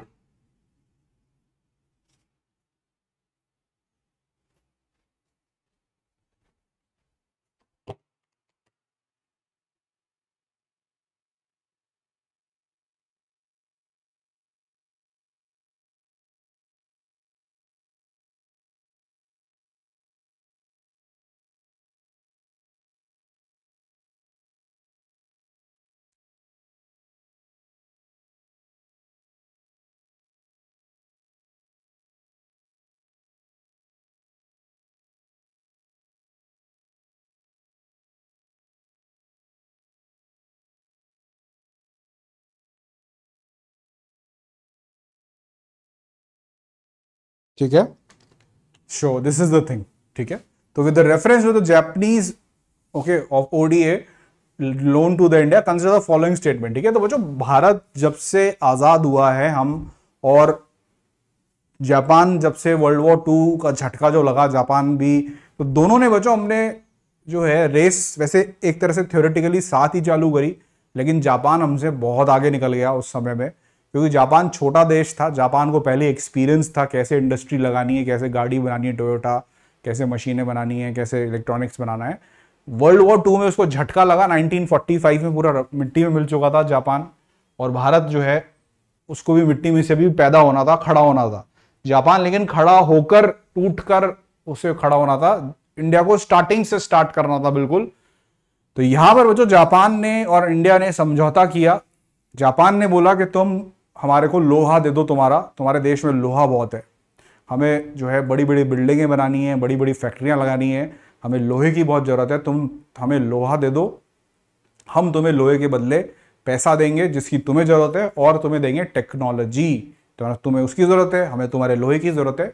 और इससे बच्चों शुरुआत होती है एक बेहतरीन रिलेशनशिप की जापान के साथ में। तो जापान बच्चों हमको देता है ओडीए, ऑफिशियल डेवलपमेंट असिस्टेंस, शुरू से दे रहा है बहुत पहले से, जिसमें कि लोन देता है जापान, पैसा देता है ओके, जिसमें कि नाम मात्र की इंटरेस्ट होता है, ब्याज जो जापान लेता है हमसे 0.5% या 1% ब्याज, और लॉन्ग पीरियड होता है, 15 साल 20 साल में लोन चुकाना होता है, और ब्याज भी नाम के बराबर। इससे हमारे बहुत प्रोजेक्ट्स जो हैं फंड हो रहे हैं, दिल्ली मेट्रो से लेकर हमारा डीएमआईसी जो है, चेन्नई बेंगलुरु इंडस्ट्रियल कॉरिडोर है, आपके लिए तमाम चीज़ें इस पैसे से जो है फंड हो रही है। हाई स्पीड रेल जो बन रही है अभी अहमदाबाद और मुंबई को जो जोड़ेगी, तो वो सब इसी पैसे से कहते हैं ओडीए। ठीक है, इट्स इंटरेस्ट फ्री नहीं है, ये इंटरेस्ट होता है इस पर, लेकिन हाँ बहुत कम होता है। It support the Indian government programme such as प्रधानमंत्री गरीब कल्याण योजना में भी पैसा इसमें से लगा रहे हैं हम। ठीक है, so that is the thing. All right, 24 में बी इज द करेक्ट।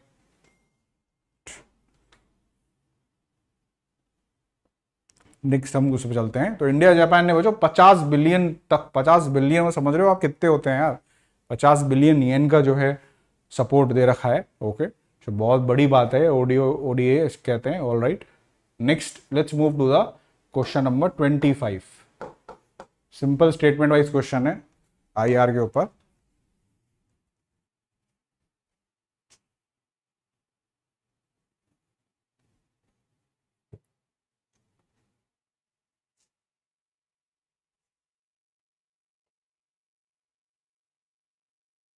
ठीक है, तो 25th का क्या आंसर है, फटाफट बताएं। 25th का जो है C is the correct. Very good Swati, Shraddha, Vani, very good very good very good very good, Kajal very good, Isha very good. ठीक है, C is the correct answer. Okay, China is the largest overseas investor in the Maldives. सब बिक चुके हैं, आपको पता ही है बच्चों, ये श्रीलंका के हाल बेहाल है, तभी हाल गलत दाम और गलत व्यक्ति के हाथ चले गए हैं। मालदीव्स भी, आधा मालदीव्स कहते हैं चाइना का ही है, वहाँ पूरे आइलैंड के आइलैंड उन्होंने खरीद लिए हैं, वहाँ पर उन्हें होटल होटल बना दिए हैं अपने। ठीक है, तो ये बात सही है। भूटान के बच्चों डिप्लोमेटिक रिलेशन कोई नहीं है, वो अपने मस्त हैं, अपने हैप्पीनेस इंडेक्स है, बोला हम हमारा देख लेंगे, यहाँ पर रोटी कपड़ा मकान हमारे को मिलता रहे, बस हमारा कोई बाहर से कोई हमला करेगा तो इंडिया ही संभाल लेगा हमें, तो मिलिट्री विलिट्री कोई रखनी है नहीं, ज़्यादा लड़ाई दंगा करना है नहीं। तो चाइना से रिलेशन नहीं रखता वो, क्योंकि इंडिया को पसंद नहीं आएगा वो, तो इंडिया के भरोसे है भूटान, कोई दिक्कत नहीं है उनको। ठीक है, so that is the thing. Okay, सही, मतलब एक्चुअल में सही काम तो वही कर रहे हैं। Okay, C is the correct answer. ठीक है, तो अभी आपको पता है बच्चों, बांग्लादेश, भूटान, इंडिया, नेपाल, BBIN जो है, मतलब भूटान वाले इतना प्यार करते हैं एनवायरनमेंट से और अपने जीवन को जैसा चल रहा है वैसे चलने देना चाहते हैं वो। बांग्लादेश, भूटान और इंडिया, नेपाल में आपको BBI नेशन को पता है रोड बननी थी इन सारे देशों को कनेक्ट करते हुए, तो इससे भूटान आउट हो गया है। अभी आउट तो क्या हो गया, उसने थोड़ा मतलब हिचकिचाहट दिखा दी कि नहीं नहीं यार, रोड वोड मेरे यहाँ बनेंगी और रोडें चौड़ी होंगी तो पहाड़ टूटेंगे, जंगल कटेंगे, पोल्यूशन होगा, तो बाहर हो गया है इससे साइटिंग एनवायरमेंटल। तो उसके लिए एनवायरमेंट ज़्यादा जरूरी है rather than integration and economy and all that. ठीक है, सो UNSC के ऊपर आप परसों ही पढ़ाया था, अब ये मत बोलना कि सर अब आता नहीं हमें, और कुछ और जानकारी आपको उसके ऊपर मिलेगी। लेकिन कल की भी वो बात, कल की परसों की क्लास अगर अच्छे से करी तो आप आराम से कर सकते हो 26 क्वेश्चन को, क्वेश्चन नंबर 26।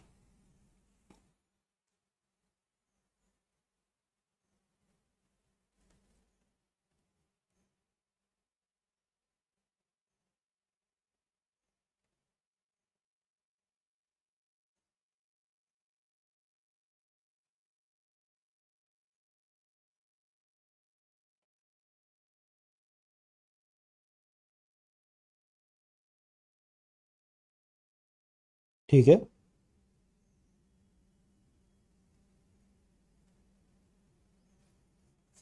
सो 26 का जो आंसर है that is the C is the correct answer. Very good. ठीक है, C is the correct answer. ठीक है, ठीक है, तो बच्चों एक्चुअली यहां पर थोड़ा ध्यान हमें ये देना था, नॉट करेक्ट बताना था। तो नॉट करेक्ट तो यही, अब देखते हैं ये गलत क्यों है। ठीक है, ठीक है, नॉट करेक्ट ये सही है बच्चों। पहला स्टेटमेंट P5 हो गया, P5 + 10 होते हैं मेंबर, मैंने कल आपको बताया था, तो ये तो सही है, ये हमें पता है। ठीक है, ये सही है बच्चों। P5 जो ये 10 होते हैं, ये 10 जो हैं 2 सालों के लिए चुने जाते हैं, फिर 2 साल बाद इनका नंबर खत्म हो जाता है। ठीक है, नंबर इनका हट जाता है, दूसरे आते हैं फिर। ठीक है, so 5 non permanent members are elected every year, तो मतलब 10 जो है 2 साल तक रहने हैं, तो वो जो 5 जो हैं उनमें से हर साल चेंज होते रहेंगे, जैसे राज्यसभा का होता है ना हमारे, वन थर्ड चेंज होते रहते हैं। ठीक है, तो ऐसे ही गाइस क्या होता है, 10 सालों के लिए, 2 सालों के लिए इंडिया जैसे मेंबर बन गया नॉन परमानेंट, तो अगले साल इलेक्शन होगा, उसमें इंडिया बचा रहेगा, नए 5 आ जाएंगे और। ठीक है, फिर अगले साल इंडिया का भी नंबर आ जाएगा, तो ऐसे हर साल जो है 5-5 वो भी जाते रहते हैं। ठीक है, तो ये स्टेटमेंट भी सही है। थोड़ा समझिएगा मैं क्या कह रहा हूं। इंडिया को बच्चों पहली बार ही कह रहा है UNSC का मेंबर बनाया गया था पहली बार 2011-12 में। ऐसा गाइस बिल्कुल भी सही नहीं है। अभी भी इंडिया प्रेजेंटली भी यूनाइटेड नेशन का, अभी आज की तारीख में जुलाई आ गया है ऑलमोस्ट, जुलाई 2023-22 में जो है मेंबर हैं, और हम पहले भी कई मौकों पे मेंबर बन चुके हैं। ठीक है, सो this is the organs of the UN। ठीक है, सो 50 में 1950, 67, 72, 77, 84, 51, ओके, 91, 2011, और अभी भी जो है हम प्रेजेंट मेंबर भी हैं। ठीक है, 8th टाइम बना है इंडिया, अभी 21-22 का टर्म जो है अपना पूरा करेगा इंडिया। ठीक है, that is the thing. Next question is about the FATF, financial action task force. FATF के ऊपर सवाल है, क्वेश्चन नंबर 27।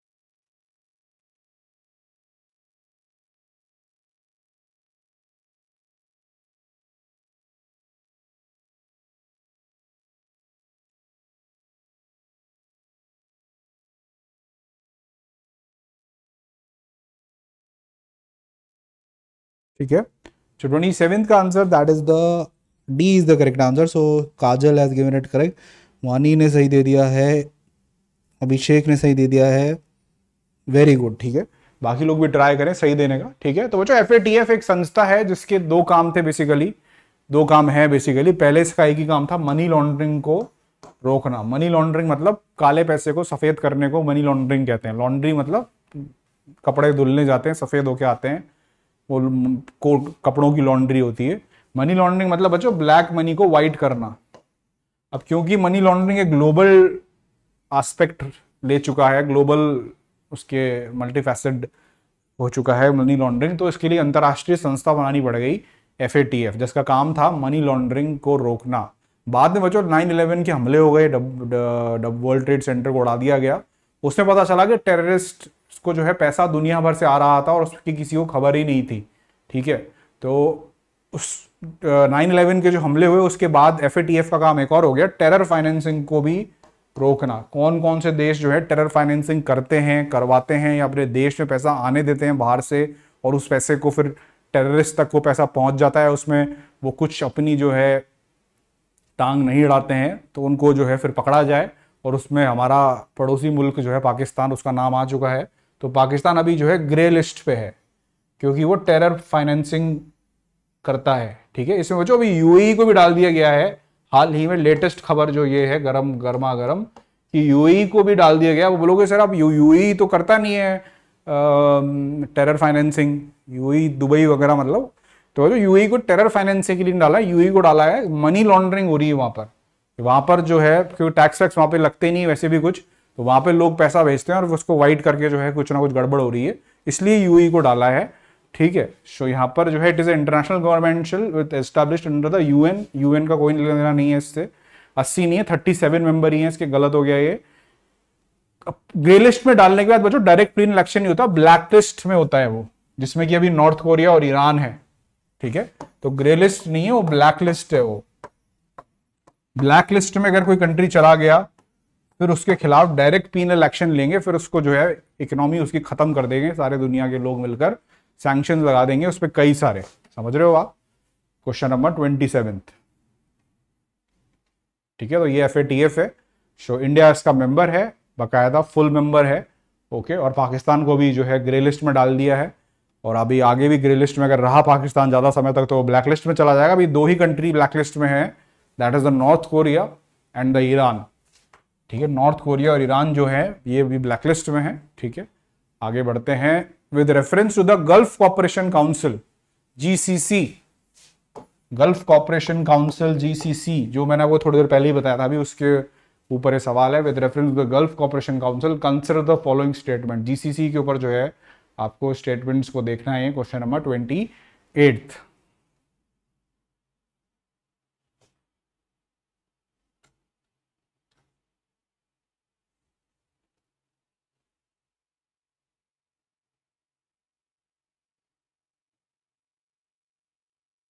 ए बिल्कुल सही जवाब दिया है काजल ने, इतिशा ने, वेरी गुड। ठीक है, तो ए जो है गाइस यहाँ पर अभी मैंने आपको बताया था अरब कंट्रीज की ये जो है पॉलिटिकल और इकोनॉमिक यूनियन है। ठीक है, तो कुवैत में नहीं है बच्चों सेक्रेटरीट इसका, सऊदी अरेबिया में है। ठीक है, so A is the correct answer, A is the correct answer. ठीक है, तो ये सारे देश हैं, इसमें ये ईरान नहीं है एक तो। ठीक है, बाकी सारे देश हैं गल्फ कॉपरेशन काउंसिल में। ठीक है, बहरीन, कतार, gulf, GCC, very very important and powerful organization because they have all the oil and gas, energy and lot of investments also they have done across the globe. So इसलिए जो है ये important है आपके लिए। Next हम चलते हैं। ओके, तो जीसीसी के बारे में यहाँ पे आप देख लीजिए बच्चों, अल उला में अभी जो है इसका समिट हुआ था, Bahrain Egypt solidarity and stability agreement कतार के साथ यहीं साइन हुआ, जो मैं बात कर ही रहा था थोड़ी देर पहले। 1981 में बनाया गया था इसको, ठीक है, रियाद में, रियाद जो सऊदी अरेबिया में है, रियाद, ठीक है, रियाद। इसका सेक्रेटेरिएट जो है यानी कि हेडक्वार्टर भी रियाद में ही है। ऑलराइट, आगे बढ़ते हैं। आर्कटिक काउंसिल, ऑलरेडी सवाल ले चुके हैं हम इस पे, मैं समझा चुका हूं आपको पूरा। ओके, इट इज अच्छा, तो सवाल ही सेम ही है। क्वेश्चन नंबर 29 का बताइए आप क्या आंसर है। 29 का क्वेश्चन का क्या आंसर है? सेकंड लास्ट क्वेश्चन है, बस लास्ट, इसके बाद एक और क्वेश्चन है, फिर फ्री हो आप।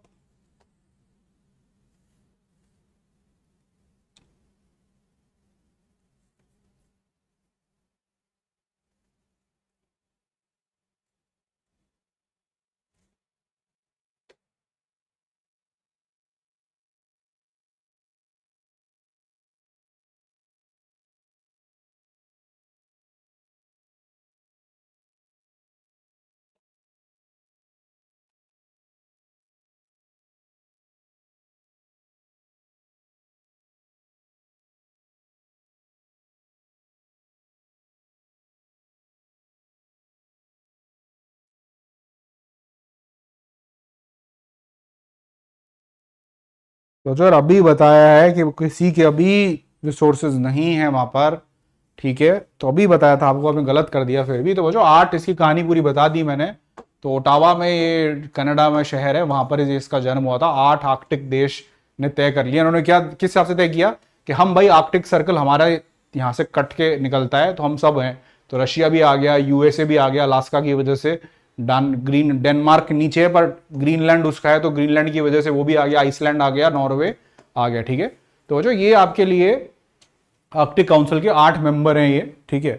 तो ये इन्होंने अपने हिसाब से ही बना लिया, कोई ग्लोबल कंसेंसस नहीं है इसमें, ना ही यूएन की कोई बैकिंग है, तो इसको कोई ज़्यादा पूछेगा नहीं। लेकिन इंडिया को उसमें ऑब्जर्वर स्टेटस मिला हुआ है, मैंने आपको बता दिया था ये, ठीक है। तो बच्चों अलोकेशन की बात नहीं करती है ये, अगर अलोकेशन की बात हो गई तो फिर तो लड़ाई दंगा हो जाएगा, ठीक है।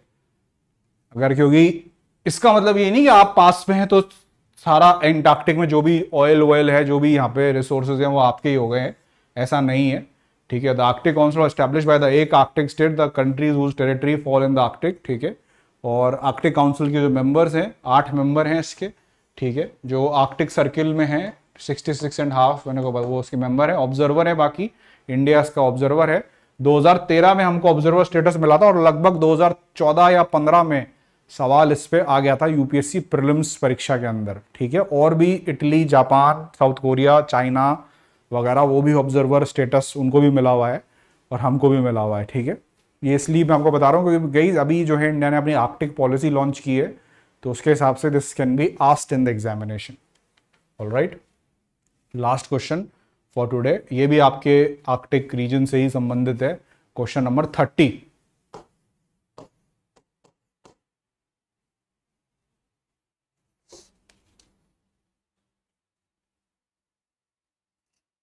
हिस्ट्री यार कोई एजुकेटर से करिए आप, अच्छे प्लस पे करिए आप, आइकॉनिक पे करिए।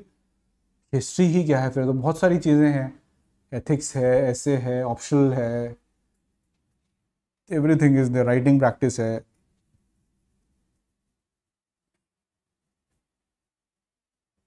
सो 30th का आंसर क्या है गाइस, फटाफट बता दीजिए। 30th का आंसर इज, अच्छा क्वेश्चन है ये, काफ़ी लोग गलत कर रहे हैं इसलिए।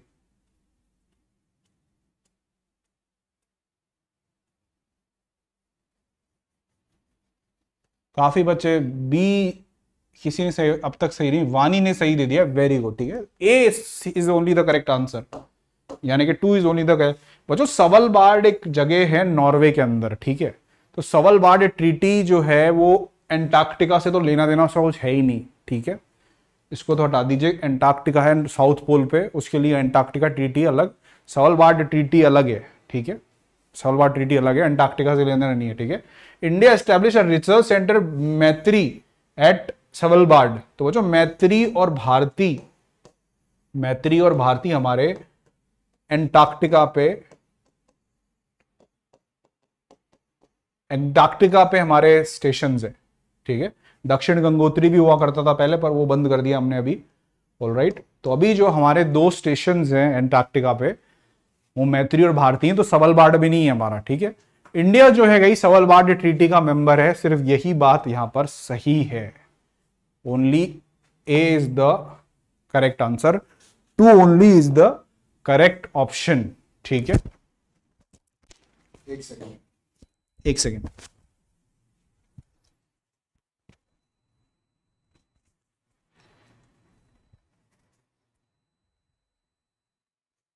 ऑलराइट, सोचो अभी सब इसलिए आ रहा है क्योंकि इंडिया ने अपनी आर्कटिक पॉलिसी रिलीज कर दी है, ठीक है। इंडिया जो तो सवलबार्ड ट्रीटी सिग्नेटरी है, फ्री एक्सेस आर्कटिक रीजन को मिला हुआ है, और ये भी कहती है सवलबार्ड ट्रीटी कि अपना वहां पे मिलिट्री नहीं लगानी है, लेकिन हाँ आने जाने के लिए यूज करना है तो आपके लिए जो है यूज कर सकते हो। हिमाद्री बच्चों हमारा स्टेशन जरूर है नॉर्थ पोल के ऊपर, सवलबार्ड नॉर्वे के अंदर हिमाद्री हमारा रिसर्च स्टेशन है, तो वो हिमाद्री है, तो ऊपर हिमाद्री है नॉर्थ में, साउथ में जो है मैत्री और आपका भारती, तो साउथ में है, ठीक है। तो this is the thing, alright, okay, ठीक है। तो ये बात है बच्चों, ठीक है।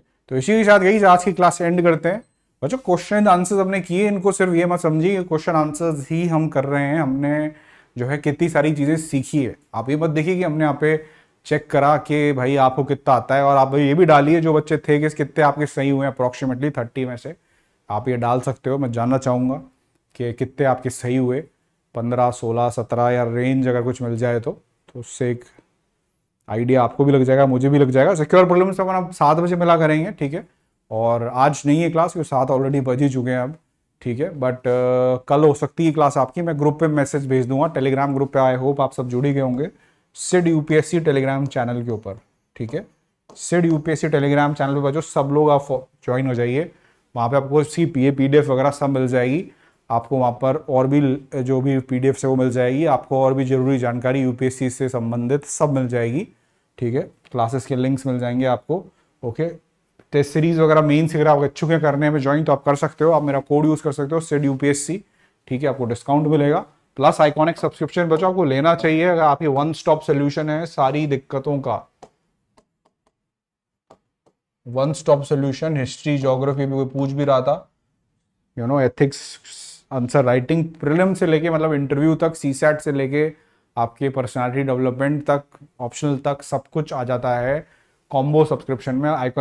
Either you can go for iconic combo. Iconic combo जो थोड़ा महंगा है, आइकॉनिक और गई से जो प्लस होता है ये जीएस से रिलेटेड है। कॉम्बो मतलब ऑप्शनल, ऑप्शनल एक ही है, ऑप्शनल में आपको सेम ही फीचर्स मिलेंगे, हाँ बस जीएस में आपको थोड़ा एलीट फीचर्स मिल जाएंगे, प्रीमियम फीचर्स मिल जाएंगे आइकॉनिक में सारे, जिसमें कि मोटे मोटे तौर पर टेस्ट एनालिसिस यानी कि answer writing practice, personal mentorship by Unacademy की तरफ से भी एक व्यक्ति आपको गाइड करेगा, ठीक है। और आपको आइकॉनिक में वैल्यू एडिशन मटेरियल एक्स्ट्रा वो मिलता है, ओके। और प्लस में आपको ये सब लिमिटेड नीचे लिखा हुआ है यही मिलता है। लेकिन गाइस कोई भी सब्सक्रिप्शन लीजिए 1 साल से ज्यादा का, उसमें मैं तो आपको गाइड करूंगा ही, उसके लिए आपको सिर्फ सिड यूपीएससी कोड लगाना है सब्सक्रिप्शन लेते समय, बाकी कोड लगाओगे उससे भी डिस्काउंट मिलेगा, सारे फीचर्स मिलेंगे, सॉरी ओके, डिस्काउंट मिलेगा, सारे फीचर मिलेंगे, सिड यूपीएससी डिस्काउंट मिलेगा, सारे फीचर मिलेंगे, और भी बहुत सारी चीजें मिलेगी, क्या वो आपको बताता हूँ। So you can go for iconic and plus subscription, 1.5 साल या 2 साल का कॉम्बो सब्सक्रिप्शन, ठीक है। क्यों लेना है आपको पता ही है गाइस, अनअकैडमी का रिजल्ट ही बोलता है उसके लिए। सारे एजुकेटर्स आपके पास बेस्ट एजुकेटर्स हैं अनअकैडमी के पास, ये एजुकेटर्स आपको इंडिया के टॉप 1-2 इंस्टीट्यूट्स ही हैं जहाँ आप इस लेवल को मैच कर सकते हैं, जो पूरी फ्लेक्सिबिलिटी मिलती है आपको, अनलिमिटेड व्यूज आपको मिलते हैं, मतलब कितना भी आप यूज करते हो, सोने की खान है वो सब्सक्रिप्शन। जितना आपको पढ़ना है, जितना मटेरियल आपको डाउनलोड करना है, जितना आप पढ़ सकते हो ओके उतना पढ़िए, कोई रोकने वाला नहीं है वहां पर। जितनी क्लासें लगानी लगाओ, एक एजुकेटर से नहीं समझ में आया छोड़ो उसको, हटाओ, नए एजुकेटर से समझ लो, कोई दिक्कत नहीं है, ठीक है। आंसर राइटिंग प्रैक्टिस होती है आइकॉनिक में, इंटरेस्ट नीचे ही लोन का लिंक है, भर सकते हो उसको और अप्लाई कर सकते हो लोन पे EMI के लिए, ठीक है। बाकी Sid UPSC is the Telegram channel, that is the code, all right guys, so good bye, take care, कल मिलते हैं दोबारा, चैनल पे भेज दूंगा मैं क्लास का लिंक। ओके, तब तक के लिए have a great evening, good night. Okay, eat well, sleep well, study well, good bye.